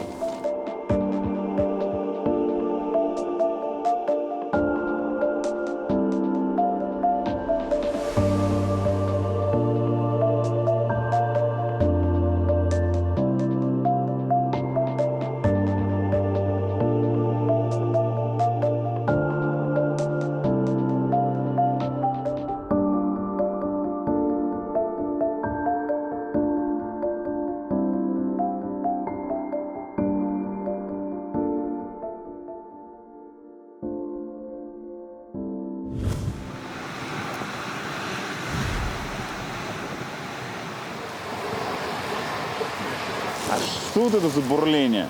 Это парогазовые выходы, фумаролы, и всякая вулканическая деятельность тут происходит на этой площадке. Пахнет так? Сероводород? Так, то есть под землей сероводород? Да, вот если посмотреть на воронки, они такого ядовито-желтого цвета. Так. Это как раз сера. Слушай, а вот там кипящие такие лужи, это кислота? Ну да, там какая-то кислота точно. Так, и если там оказаться, то что произойдет? Можно свариться. Тут лет 20 назад был случай, провалился один студент и сварился заживо здесь. О. Так и не достали его. Опасность вот этого места – это то, что вот некоторые воронки с бурлящей кислотой, они закрыты снегом. И можно, если не знаешь тропинки, можно идти, провалиться и свариться. Слушай, Макс, давай объясним, почему мы всегда вот этих странных, не очень красивых и перетянутых рюкзаках. Лавинный рюкзак, АБС называется. Вот у тебя белая ручка, у меня вот красная. Принцип у них один и тот же.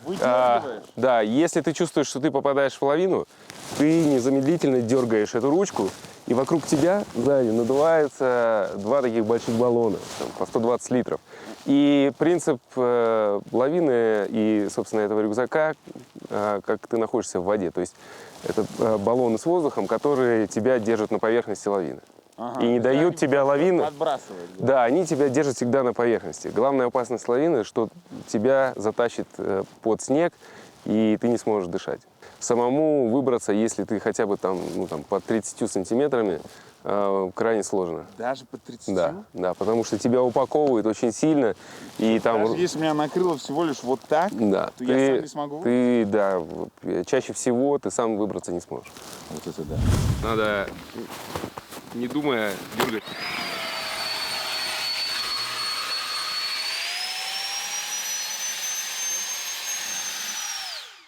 Ты автор вирусного видео про зайца, который убегает от лавины. Я организатор той поездки, а наш оператор Миша Мороз, он как раз снимал. Я в этот момент фотографировал, и потом я давал интервью BBC, CNN, там, и у них у всех был один вопрос: выжил ли заяц. И мои фотографии как раз были подтверждением того, что заяц выжил, потому что я именно снял тот факт, что он выбежал и убежал наверх. Целое расследование было, да? Целое расследование, и прям нас просили: докажите, что заяц выжил.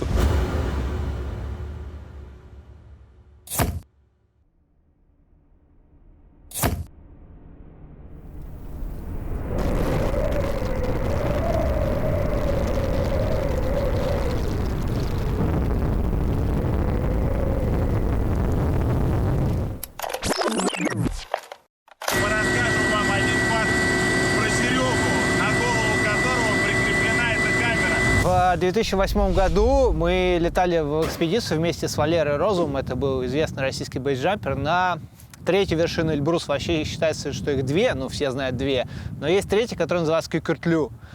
И мы разбились на вертолете на Ми-8 в горах. Да, там все выжили, но получили очень много травм, потому что крушение вертолета в принципе страшная история, особенно в горах на большой высоте. И даже несмотря на то, что это было лето, там была настоящая зима, куча снега, куча травм, разбитый искореженный металл. И отсюда нас огромным арабским сальто кидануло аж вон туда.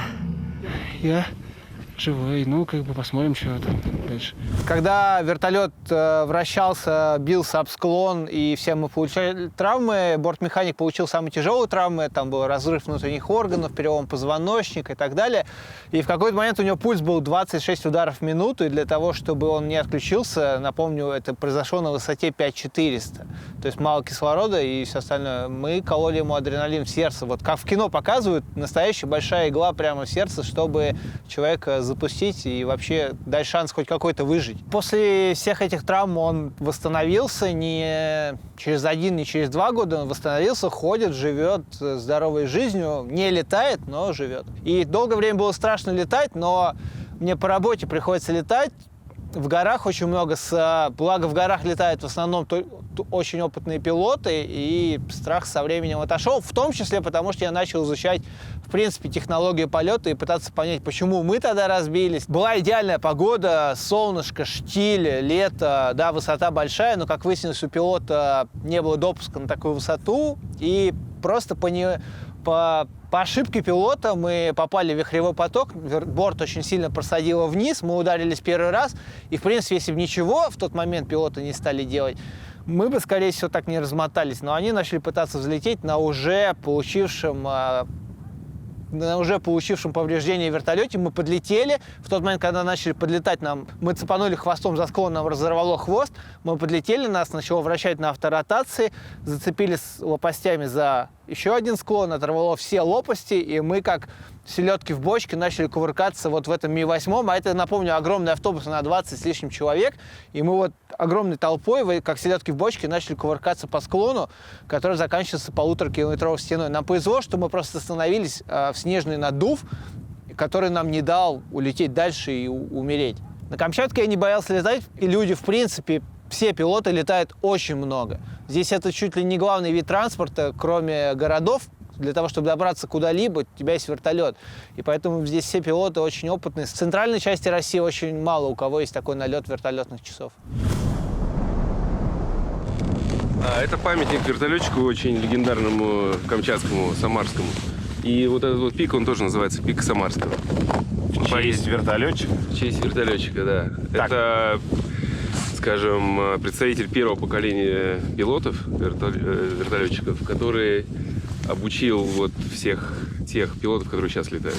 Ага. Ну, то есть И это человек, с которым, в принципе, первые хиллерские вылазки здесь на Камчатке делались. Я слышу, что из людей, которые сами не бизнесмены и не чиновники, пилоты вертолетов живут чуть ли не лучше всего на Камчатке. И в сезон они могут получать 300-400 тысяч рублей. Насколько это месяц? правда? В месяц, да. Я не знаю, сколько они получают, если честно. Ну, думаю, что, наверное, 1200-300, наверное, получают. Ага. Вот. Но я тебе скажу, что, например, люди, которые занимаются рыбой, когда идет путина, они зарабатывают гораздо больше. Как бы люди, которые рулят этим или которые непосредственно на заводе работают? Ну, я думаю, те люди, которые в море ходят, например, да, наверное, получают больше. Но у пилотов здесь в чем, скажем, преимущество? В том, что если рыба и все морские дела – это как бы сезонная история, то вертолеты здесь основной транспорт, и поэтому на Камчатке, и поэтому они летают достаточно много. У нас очень круто, если муж работает на крабовом судне, на крабовике. То есть, по крайней мере, в мое время, опять же. Круто? Это Такого было уже круто. нет кучу времени. Да. Его нет кучу времени, но зато они приходят с большим количеством денег. Собственно, мой отец в 90-е, когда я была совсем маленькая, он даже не был на Камчатке, когда я родилась, он был в море. Ну, не на крабовике, на обычном каком-то судне, но он в море ходил, потому что нужны были деньги, да. Он дизайнер. Пошел на корабль. Так, смотри, и девчонки ждут там месяцами пацанов. Да. Не все дожидаются, но тем не менее. Хотя зарплаты здесь выше, так скажем, чем в среднем по России. Средняя зарплата на Камчатке по итогам прошлого года, как дает Камчатстат, это официальные данные, 79 тысяч рублей в месяц. Ого. Да. Хотя не все жители с этим согласны, с этими данными Камчатстата. Ну, Многие говорят, что гораздо меньше. Ну да, но официальные данные таковы. Официальные данные, что зарплата на Камчатке между 70 и 80 тысячами рублей. Это лукавая статистика, которая только нервирует людей. Объясни, в чем лукавство. Средняя зарплата в регионе 30-35 тысяч рублей. 12 из них мы отдаем за коммуналку. Правильно ли думаешь, что 99% населения Камчатки никогда не видели того, что видели мы? Я могу сказать так, что у меня мама, например, прожила здесь больше 30 лет, даже, наверное, больше 40 лет. И она вот только пару лет назад первый раз попала в долину гейзеров. Наверное, 90% людей на Камчатке не посещало ни там долину гейзеров, ни Курильское озеро, например. Причина то, что туда можно добраться только на вертолете. На самом деле, вот в долину гейзеров и вот на Курильское озеро сейчас стало проще попадать, потому что есть, допустим, там билет, который стоит, по-моему, я могу ошибаться, но, наверное, в районе 25-30 тысяч рублей для местных. Для местных? Для неместных это чуть-чуть дороже, там, ну, не знаю, процентов на 20. Ну, такая вот программа, например, есть. Ага. И туда летает там, в день по 5 вертолетов сейчас. Больших? Ну, маршруточки. Больших по 22 человека.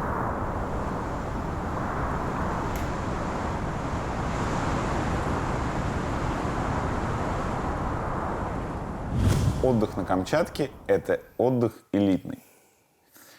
Ну, в большей степени. Чтобы покататься на вертолете, приехав сюда из другого региона, минимальная сумма, которая должна у тебя быть, это 350 тысяч рублей. Угу. И это история про групповое катание на Ми-8.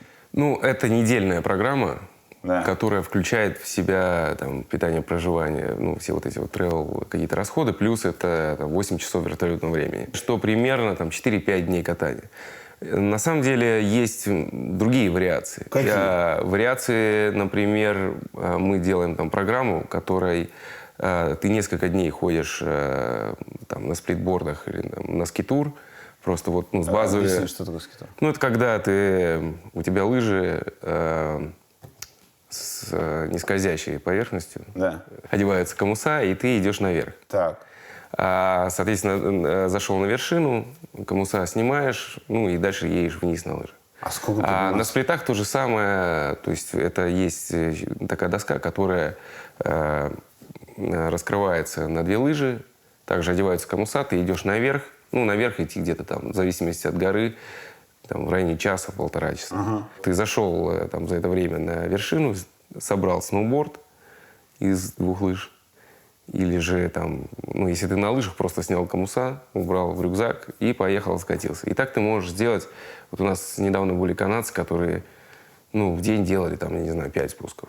А есть другая разновидность. Допустим, мы вот снегоходами поднимаем на гору людей, и они там скатываются. Ну, какую? Это же не такая высокая гора, как которая мы... Ну, она не высокая, но это все равно достойное катание, которое люди там среднего достатка спокойно себе могут позволить.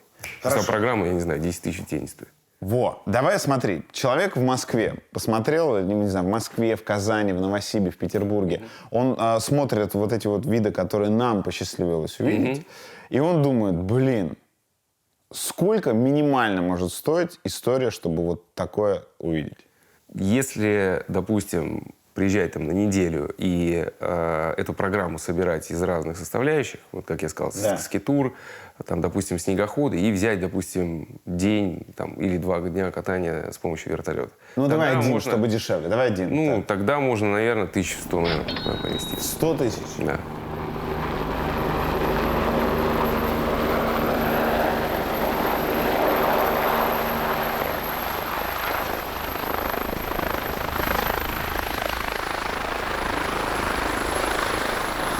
Но на самом деле это самая популярная фотография, когда люди фотают, как мы сушим белье. Там, ну, типа столбы в сопках, растянутая веревка, и там белье висит. Мы видели это даже сегодня. Да, это везде вообще до сих пор. А почему так? Да фиг знает, мне кажется, это какой-то Культурный код? Да. Типа культурная история. Почему на Камчатке сушат белье на улице? Потому что нет ничего приятнее белья, высушенного на улице. Я 2 года назад, когда покупала квартиру, для меня принципиальным моментом было наличие бельевой веревки. Другой вопрос, что я сейчас не вешаю, потому что у меня там соседи сверху кормят голубей, и просто эти голуби серут мне на окна, на белье там, и я не могу ничего этого сделать, повесить. Ты молодая девочка и тоже сушишь на улице. Да. Хотела бы это делать? Хотела бы это делать, да. Потому что, ну, это действительно прекрасное белье. Ну, оно восхитительно пахнет, оно другое на ощупь. Это действительно имеет место быть. А если с мороза, тебе не передать. Как приятно таким полотенцем вытираться. Я когда училась в Питере, жила в общаге. И вот у нас там была такая комната 2 на 2, где мы сушили белье. Это был самый тяжелый момент, когда я приносила свои полотенца оттуда.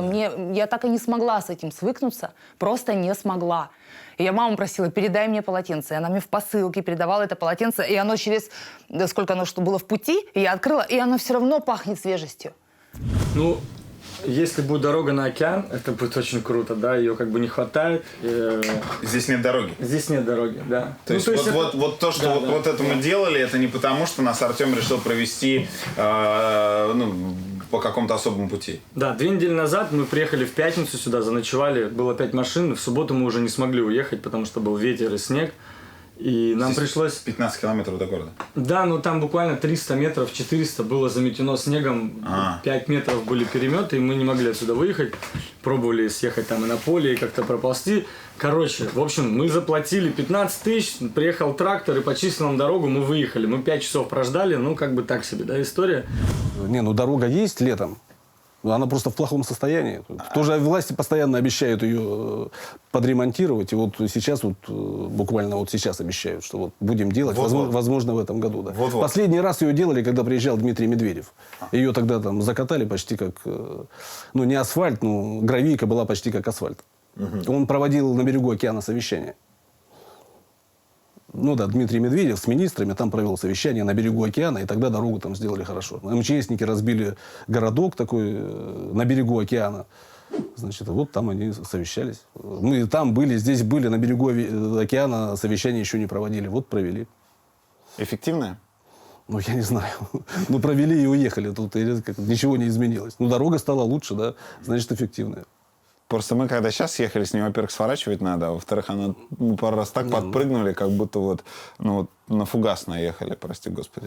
Так и есть, она такой была, и такой и осталась, кроме того периода. Мы ездили на Халактырский пляж, мы видели, как отдельные энтузиасты облагораживают это место, конкретно серферы, которые наводят культуру и вот создают из ничего это чудо. Чудо, когда человек может приехать на океан и покататься на серфе в 0 градусов воды и в минус 5 градусов воздуха. Почему туда нет дороги, если это много что может изменить? Абсолютно согласен. И планы у нас такие есть. Буквально позавчера с губернатором мы обсуждали эти планы. И в настоящий момент мы проектируем новую дорогу, нормальную дорогу. Почему так происходит? Потому что она военная. Соответственно, раньше это были стратегические моменты. Если обратили, может быть, там весь Халактырский пляж, точнее, чуть поодаль, у него все изрыто. Вот это изрыто, это все были окопы и рубеж обороны от десанта, предполагаемого врага. Но, если я ничего не путаю, когда пару лет назад Дмитрий Медведев захотел провести там совещание, дорогу сделали моментально хорошей. Отградировали эту же, по этой же ехал дороге. Ага. Но там все было гладненько. Там даже отсыпали на Халактырском пляже. Но кто сыпал? Военные. Серьезно. Там же совет был.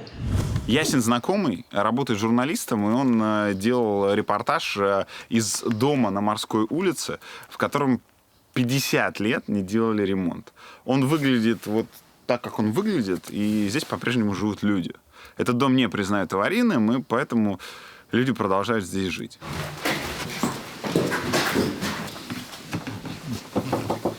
Можно к вам? Да. Сейчас разуемся? Да не надо. У нас грязно. Да бросьте вы. Вот, поглядите, как я живу. Тут туберкулез я боюсь заработать. А я живу здесь с 72 года. И ни разу капитальный ремонт, даже текущего ремонта не делали здесь. Вот моя стоимость, вот сколько я должен. Аж за что я должен? За что я должен? За что я должен? Вы должны 147 тысяч рублей. Да. Текущий ремонт, его не производится. Отопление. Я устал, понимаете, я устал. Я ходил, у 3 министров ЖКХ был. И одни только бумагу вот присылают, одни цифры. Одни цифры. Приходит комиссия. Да, фотографирует, все, тепло, все, бах, все делает. Ни актов, ничего не делает. У вас комната в коммунальной квартире? Да, комната в коммунальной. Мирно живем мы. Чего мы там живем? Что про Путина думаете? Что я хорошо думаю про Путина. Он хоть армию нас создал, восстановил. Это я молодец, хвалю его. Если Путин молодец, то почему дома в таком состоянии в Петропавловске? А потому что у нас по телевизору одно он говорит, а местная власть совсем по-другому делает. Что не выше чиновник, тот вор. Когда Крым присоединили, вы как отреагировали? О, Никита Крым зачем отдала? Это когда 300 лет было 300 лет воссоединения России с Украиной. Ага. Он отдал, он взял Крым, отдал. То есть вы радовались? Конечно, что ты, елка-палка. Доволен даже. А мне кажется, что вместо того, чтобы присоединять тот полуостров, лучше было бы заняться тем, на котором вы живете. Просто, с одной стороны, присоединяют полуостров, который в другой стране давно был. А есть свой, где дома в таком состоянии. Путин собрал свою землю, что России принадлежала. Ага. Получаю пенсию 50% тетю. 10 тысяч у меня осталось. Почему? Суд. Подали на меня в суд. Дом, где 50 лет не делался капитальный ремонт. Вы видели этот дом, Константин? Да, думаю, видел. Зелененький такой, деревянный. Желтенький. Не-не-не, желтенький каменный. Как там могут жить люди? Наверное, не очень комфортно им там жить. Но у них же есть платежка за коммунальные услуги. И насколько я понимаю, формирование коммунальных услуг, оно предполагает еще какое-то поддержание дома в порядке. Капремонт или как это называется? Насколько я помню, этот дом признан аварийным и подлежащим сносу. Но у нас таких домов на самом деле больше, но официально признанных 130. Больше 130, 132. Расселяются они, соответственно, должны куда-то переселяться.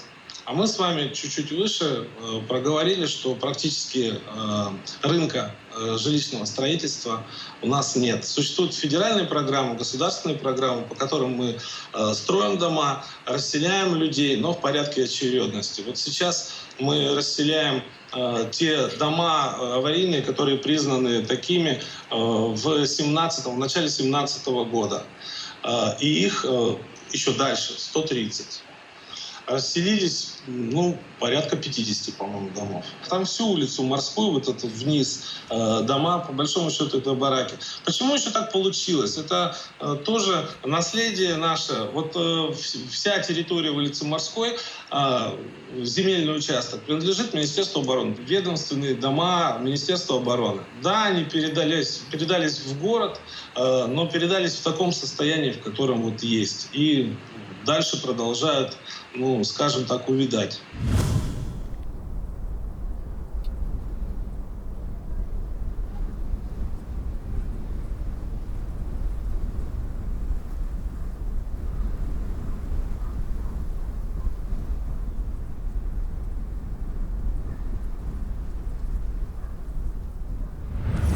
Это правда, что оптоволокно сюда протянули только в 2014 году? Да, до этого интернет у нас был через спутник. То есть он был очень медленный, очень дорогой.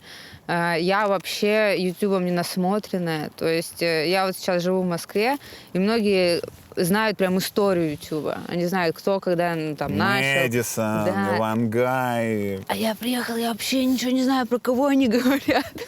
У нас была шутка, что у нас проще заказать проститутку, чем скачать порно. Проще и дешевле, потому что, Он реально стоил больших бабок. да. Хуже, конечно, это как мои родственники реагируют на то, как там в Москве. Мне родственник сказал, ну что у вас там в Москве, только черные пидорасы. Я говорю, Кошмар какой. Интернет же провели. Все равно старое поколение, видишь, смотрит больше пропагандистские каналы, именно которые... То есть у нас телек работал постоянно. И то есть прям все там, все Киселев, Соловьев, все там. И у меня даже подруги, когда я летом ходила на митинг, мне подруга говорит, чего вы туда претесь? Вы все равно ничего не измените. Чего вы идете туда? А когда я тоже говорила со своими близкими, они говорят, а что вообще вы претесь на эти митинги? Я говорю, как это? Я говорю, вот женщину в живот ударили. Он такой, что, нефига было идти. То есть они оторваны все-таки. Они оторваны, и информация до них по-другому доходит. Я их очень люблю, но сложно донести. То есть меня саму, когда я там жила, меня ничего не трогало абсолютно. Но когда ты здесь находишься, это уже по-другому воспринимается. Москва не Россия. Вообще не Россия. Сейчас, секундочку. Привет, ребята. Да, через 5 минут. 5 минут, и мы все сделаем. Так ты даже вспомни, что когда мы стояли на улице, к тебе подошла пара и говорит, обосрите тут все. Потому что люди сами хотят уже, чтобы хоть что-то произошло. Потому что правительство, губернатор с 2011 года там, и ничего не изменилось. Там ходило очень, распространилось видео с последнего приезда Трутнева, когда он отчитывал Илюхина, отчитывал всех губеров. И те такие, нужно сделать работу над ошибками. 9 лет прошло, ничего не изменилось. Есть вещи, которые действительно иногда сложно объяснить. Вот простой пример опять по Чудо-острову. В реализации инвестпроекта вроде он действительно реализован. Юрий Петрович сегодня об этом говорил. Но на самом деле банкротство.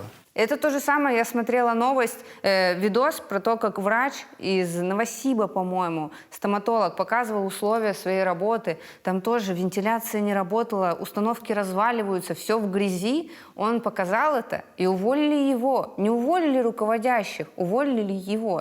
То же самое.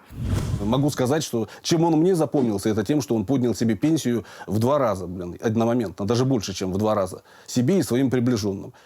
Пенсию, которая после... Да, пенсию, когда он уйдет на пенсию после своих губернаторских обязанностей, он будет получать пенсию, она будет повышенной. И он сделал так, чтобы эта пенсия стала повышенной сразу там, вот была у него одна пенсия по закону, а он разработал законопроект, благодаря которому его пенсия сразу увеличилась в 2,2 раза. Депутаты за это проголосовали, и здесь еще, так скажем, я не знаю, назвать это иронией или как-то по-другому, но суть в том, что это произошло накануне пенсионной реформы всероссийской.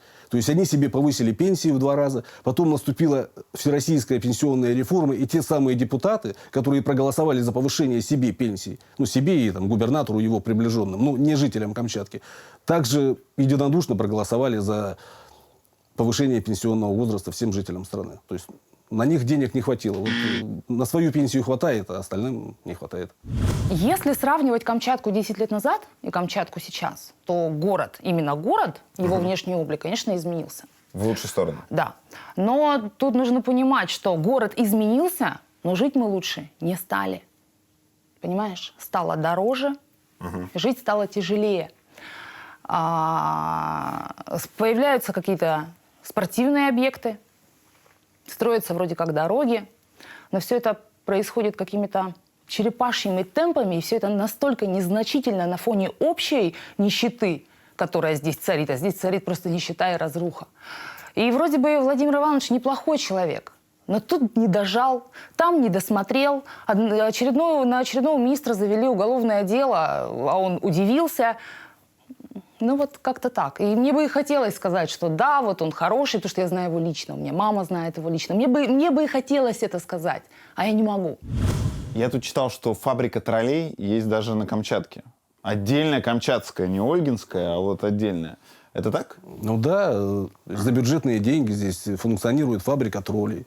То есть сидят люди, там какая-то молодежь, пишут комментарии о том, что, значит, о том, какая у нас хорошая власть, какой хороший губернатор, значит. Если кто-то критикует губернатора, тот плохой. Они вмешиваются в интернет-опросы. Там, если проводишь интернет-опрос там, о доверии губернатору или что-то, ну, или там о политике камчатской власти, какие-то вопросы, они туда насылают ботов. Выйдет ваш фильм сейчас, да, вот если там будет какой-то негатив про Камчатку, я уверен, что они и про вас скажут, что вы тоже кем-то ангажирован, что приехали сюда за деньги Госдепа или каких-нибудь олигархов, чтобы вот, свалить камчатскую власть.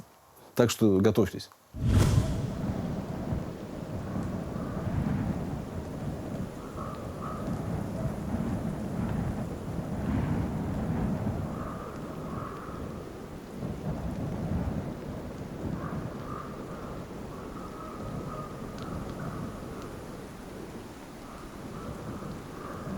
То, что десятилетиями вот там в душе и в сердце складывалось по отношению к этой земле, оно никуда не уйдет, оно со мной.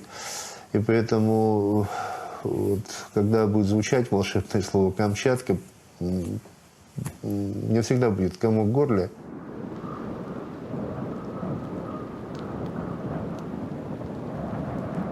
Я надеюсь, что моя будущая работа будет связана с государственной службой. Она будет не на Камчатке, эта работа, но я думаю, что я смогу еще Камчатке послужить. Мы, когда общались с простыми людьми, не экономистами и не политиками, жителями Камчатки, все задавались вопросом. У нас есть рыба, у нас есть золото и потенциально туризм. Ну почему мы не можем себя прокормить? Нас всего 300 с небольшим тысяч. Как специалист, скажите, почему? В существующих условиях Камчатка себя реально прокормить не может. По нескольким причинам. Первое. Дикая стоимость содержания инфраструктуры и людей. И всех их нужд. Второе. Золотишка-то у вас не так много. У Чукотки больше. Третье. Рыба, конечно, классный ресурс. Но только и пока рыба идет в белую, и ее доходы идут в ваш бюджет. Поэтому, можно я скажу так, Камчатка будет такой и дальше до тех пор, пока мы в консерватории что-то не поправим. И невозможно сказать Камчатке: оставляйте себе все ресурсы, ребят. Им не хватит сейчас.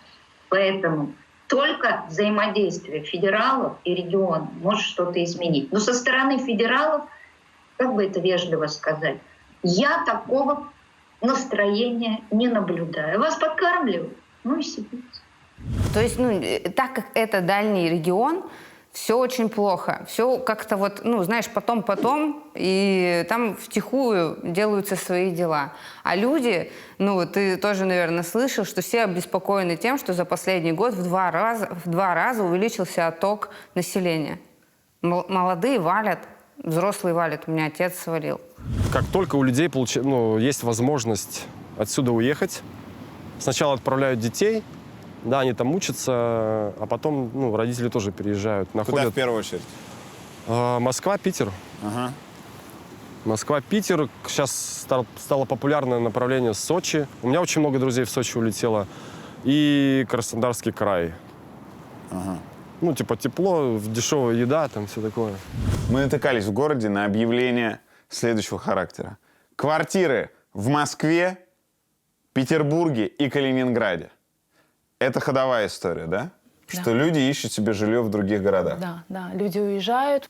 Ты хочешь уехать? Да. Ты родилась на Камчатке?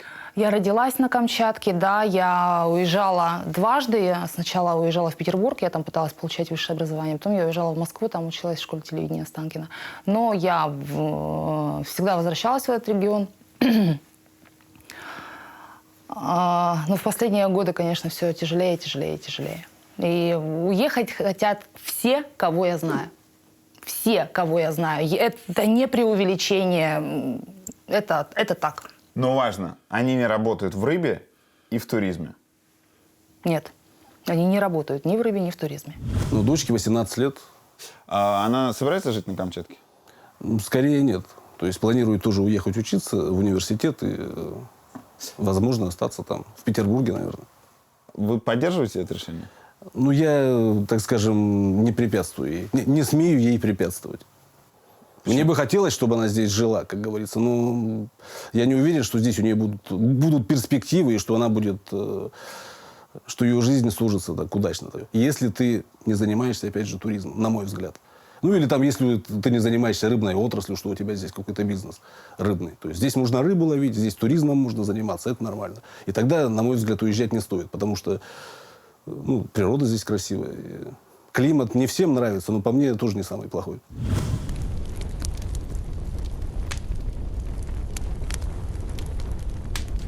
Если тут жить, вот реально, я просто это осознаю, ты должен, либо у тебя какое-то дело должно быть, в которое ты просто упрешься рогом, и ты получаешь от этого удовольствие, и забиваешь на все вокруг, что там дорого, недорого. Иногда у тебя проблемы, какие-то долги, но ты знаешь, что ты можешь сюда приехать, зайти в океан с друзьями, и вся эта штука улетит. Либо когда туристы со всего мира сюда приезжают. И, я думаю, это сильная история. Привлечь сюда людей, там, фиг знает откуда. Когда я первый раз вылетел отсюда, на самолете, я понял, что просто гигантская страна, огромная, и мы живем не просто далеко, а нереально далеко. На краю земли, реально, в смысле, нашего материка огромного. Это очень далеко. Слушай, 9 часов лететь до Москвы. 9. Я вот тогда офигел, конечно, когда первый раз в Москву полетел. И Москва мне понравилась. Да? Я ходил, гулял, на себе. Как тут классно жить. Я даже хотел туда переехать.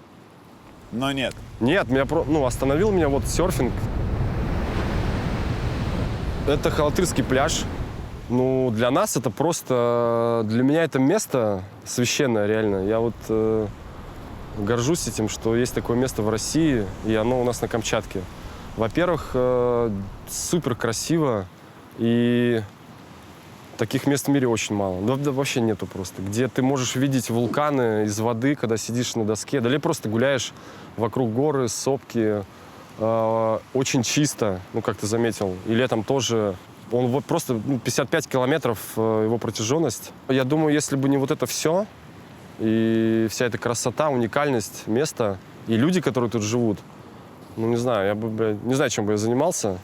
Мне кажется, просто свалил бы отсюда сразу же. Либо какой-нибудь херней бы страдал. Камчатка будет развиваться. Более сжато, более локализованно. Мы понимаем, что это кусок около Петропавловска, и как перспективная туристская зона, это все то, что у нас в долине гейзеров. Она будет развиваться тогда, когда страна поменяет свою физиономию с точки зрения правил игры. Когда у региона не просто будет больше оставаться, а регион будет понимать, что я работаю, плачу налоги, у меня идет улучшение. До Камчатки это дойдет несколько позже, потому что проблема очень сильно, проблема запущена. И второе, можно я скажу простую вещь? Россия должна открыться. И что бы ни говорили записные квасные патриоты, Дальний Восток с его территорией, с его невероятно плохой инфраструктурой, с его множеством мест, которые имеют потенциал развития. Так вот, Дальний Восток будет развиваться тогда, когда страна откроется, будет принимать инвестиции широко и уберет свой звериный оскал. Вот с оскалом развития не бывает. Давайте улыбаться, и тогда и Камчатке будет лучше. Понимаешь, и раньше... Даже друзья вокруг, там, близкие, не близкие, говорили: чувак, да ты чем ты занимаешься вообще? Какой серфинг на Камчатке? Холодно. Летом тоже холодно. Нафиг это все надо? Волны там стрёмные. В общем, и у людей местных тоже было отношение к серфингу, что это лишь нужно делать на Гавайях. Это гигантские волны, пальмы и шортики, там, девочки в бикини и все такое. Но это не так. Это весь мир катается в костюмах в такой воде. И мы потратили очень много лет для того, чтобы поменять эти стереотипы. И через фотографии, видео, какие-то там лекции, выставки мы привили людям, не любовь к океану, да, но интерес точно. И сейчас летом в хороший день, тут просто как в Майами, не знаю, или там в Сочи, весь пляж в людях, все гуляют, загорают, там эти шашлычки, сосисочки, там все дела.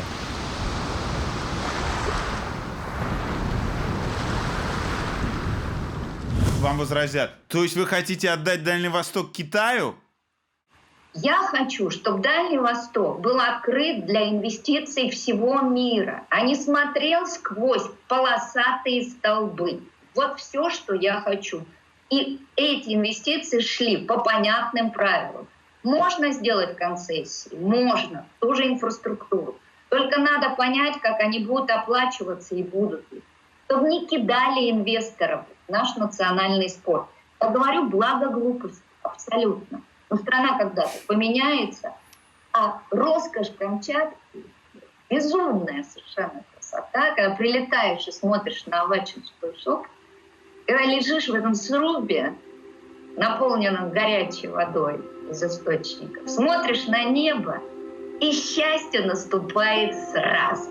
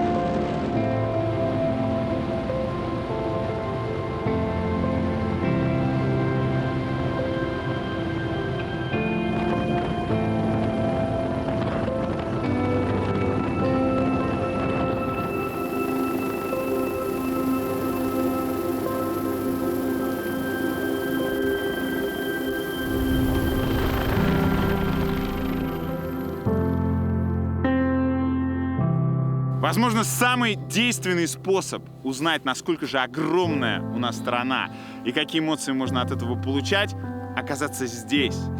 Вот там две бухты, вот там Тихий океан. Сейчас мы пристегнем к своим ногам лыжи и сноуборды и спустимся на них прямо на берег Тихого океана. Вперед! Мы на Камчатке! У-ху-ху! Это Россия моя! У-у-у! Смотрите, сколько снега, ребятки! У-у-у! И опа!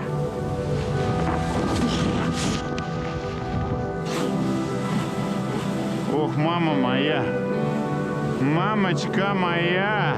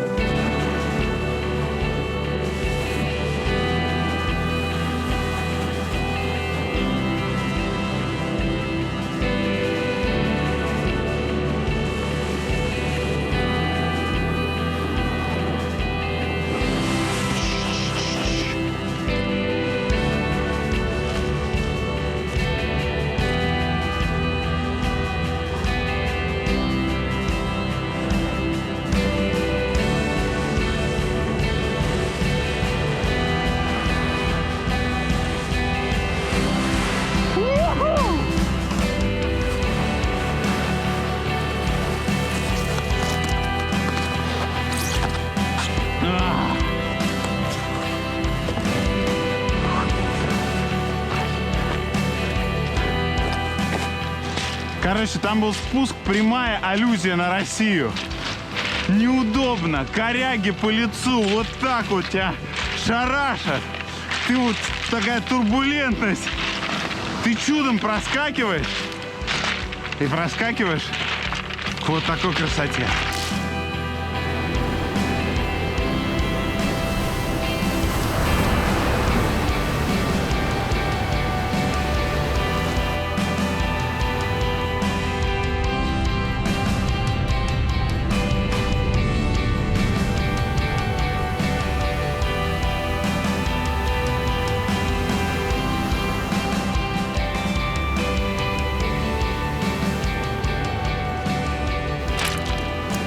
Что такое настоящее русское удовольствие? Горячий суп овощной из такой посуды. Черный хлеб и Тихий океан. Просто супер.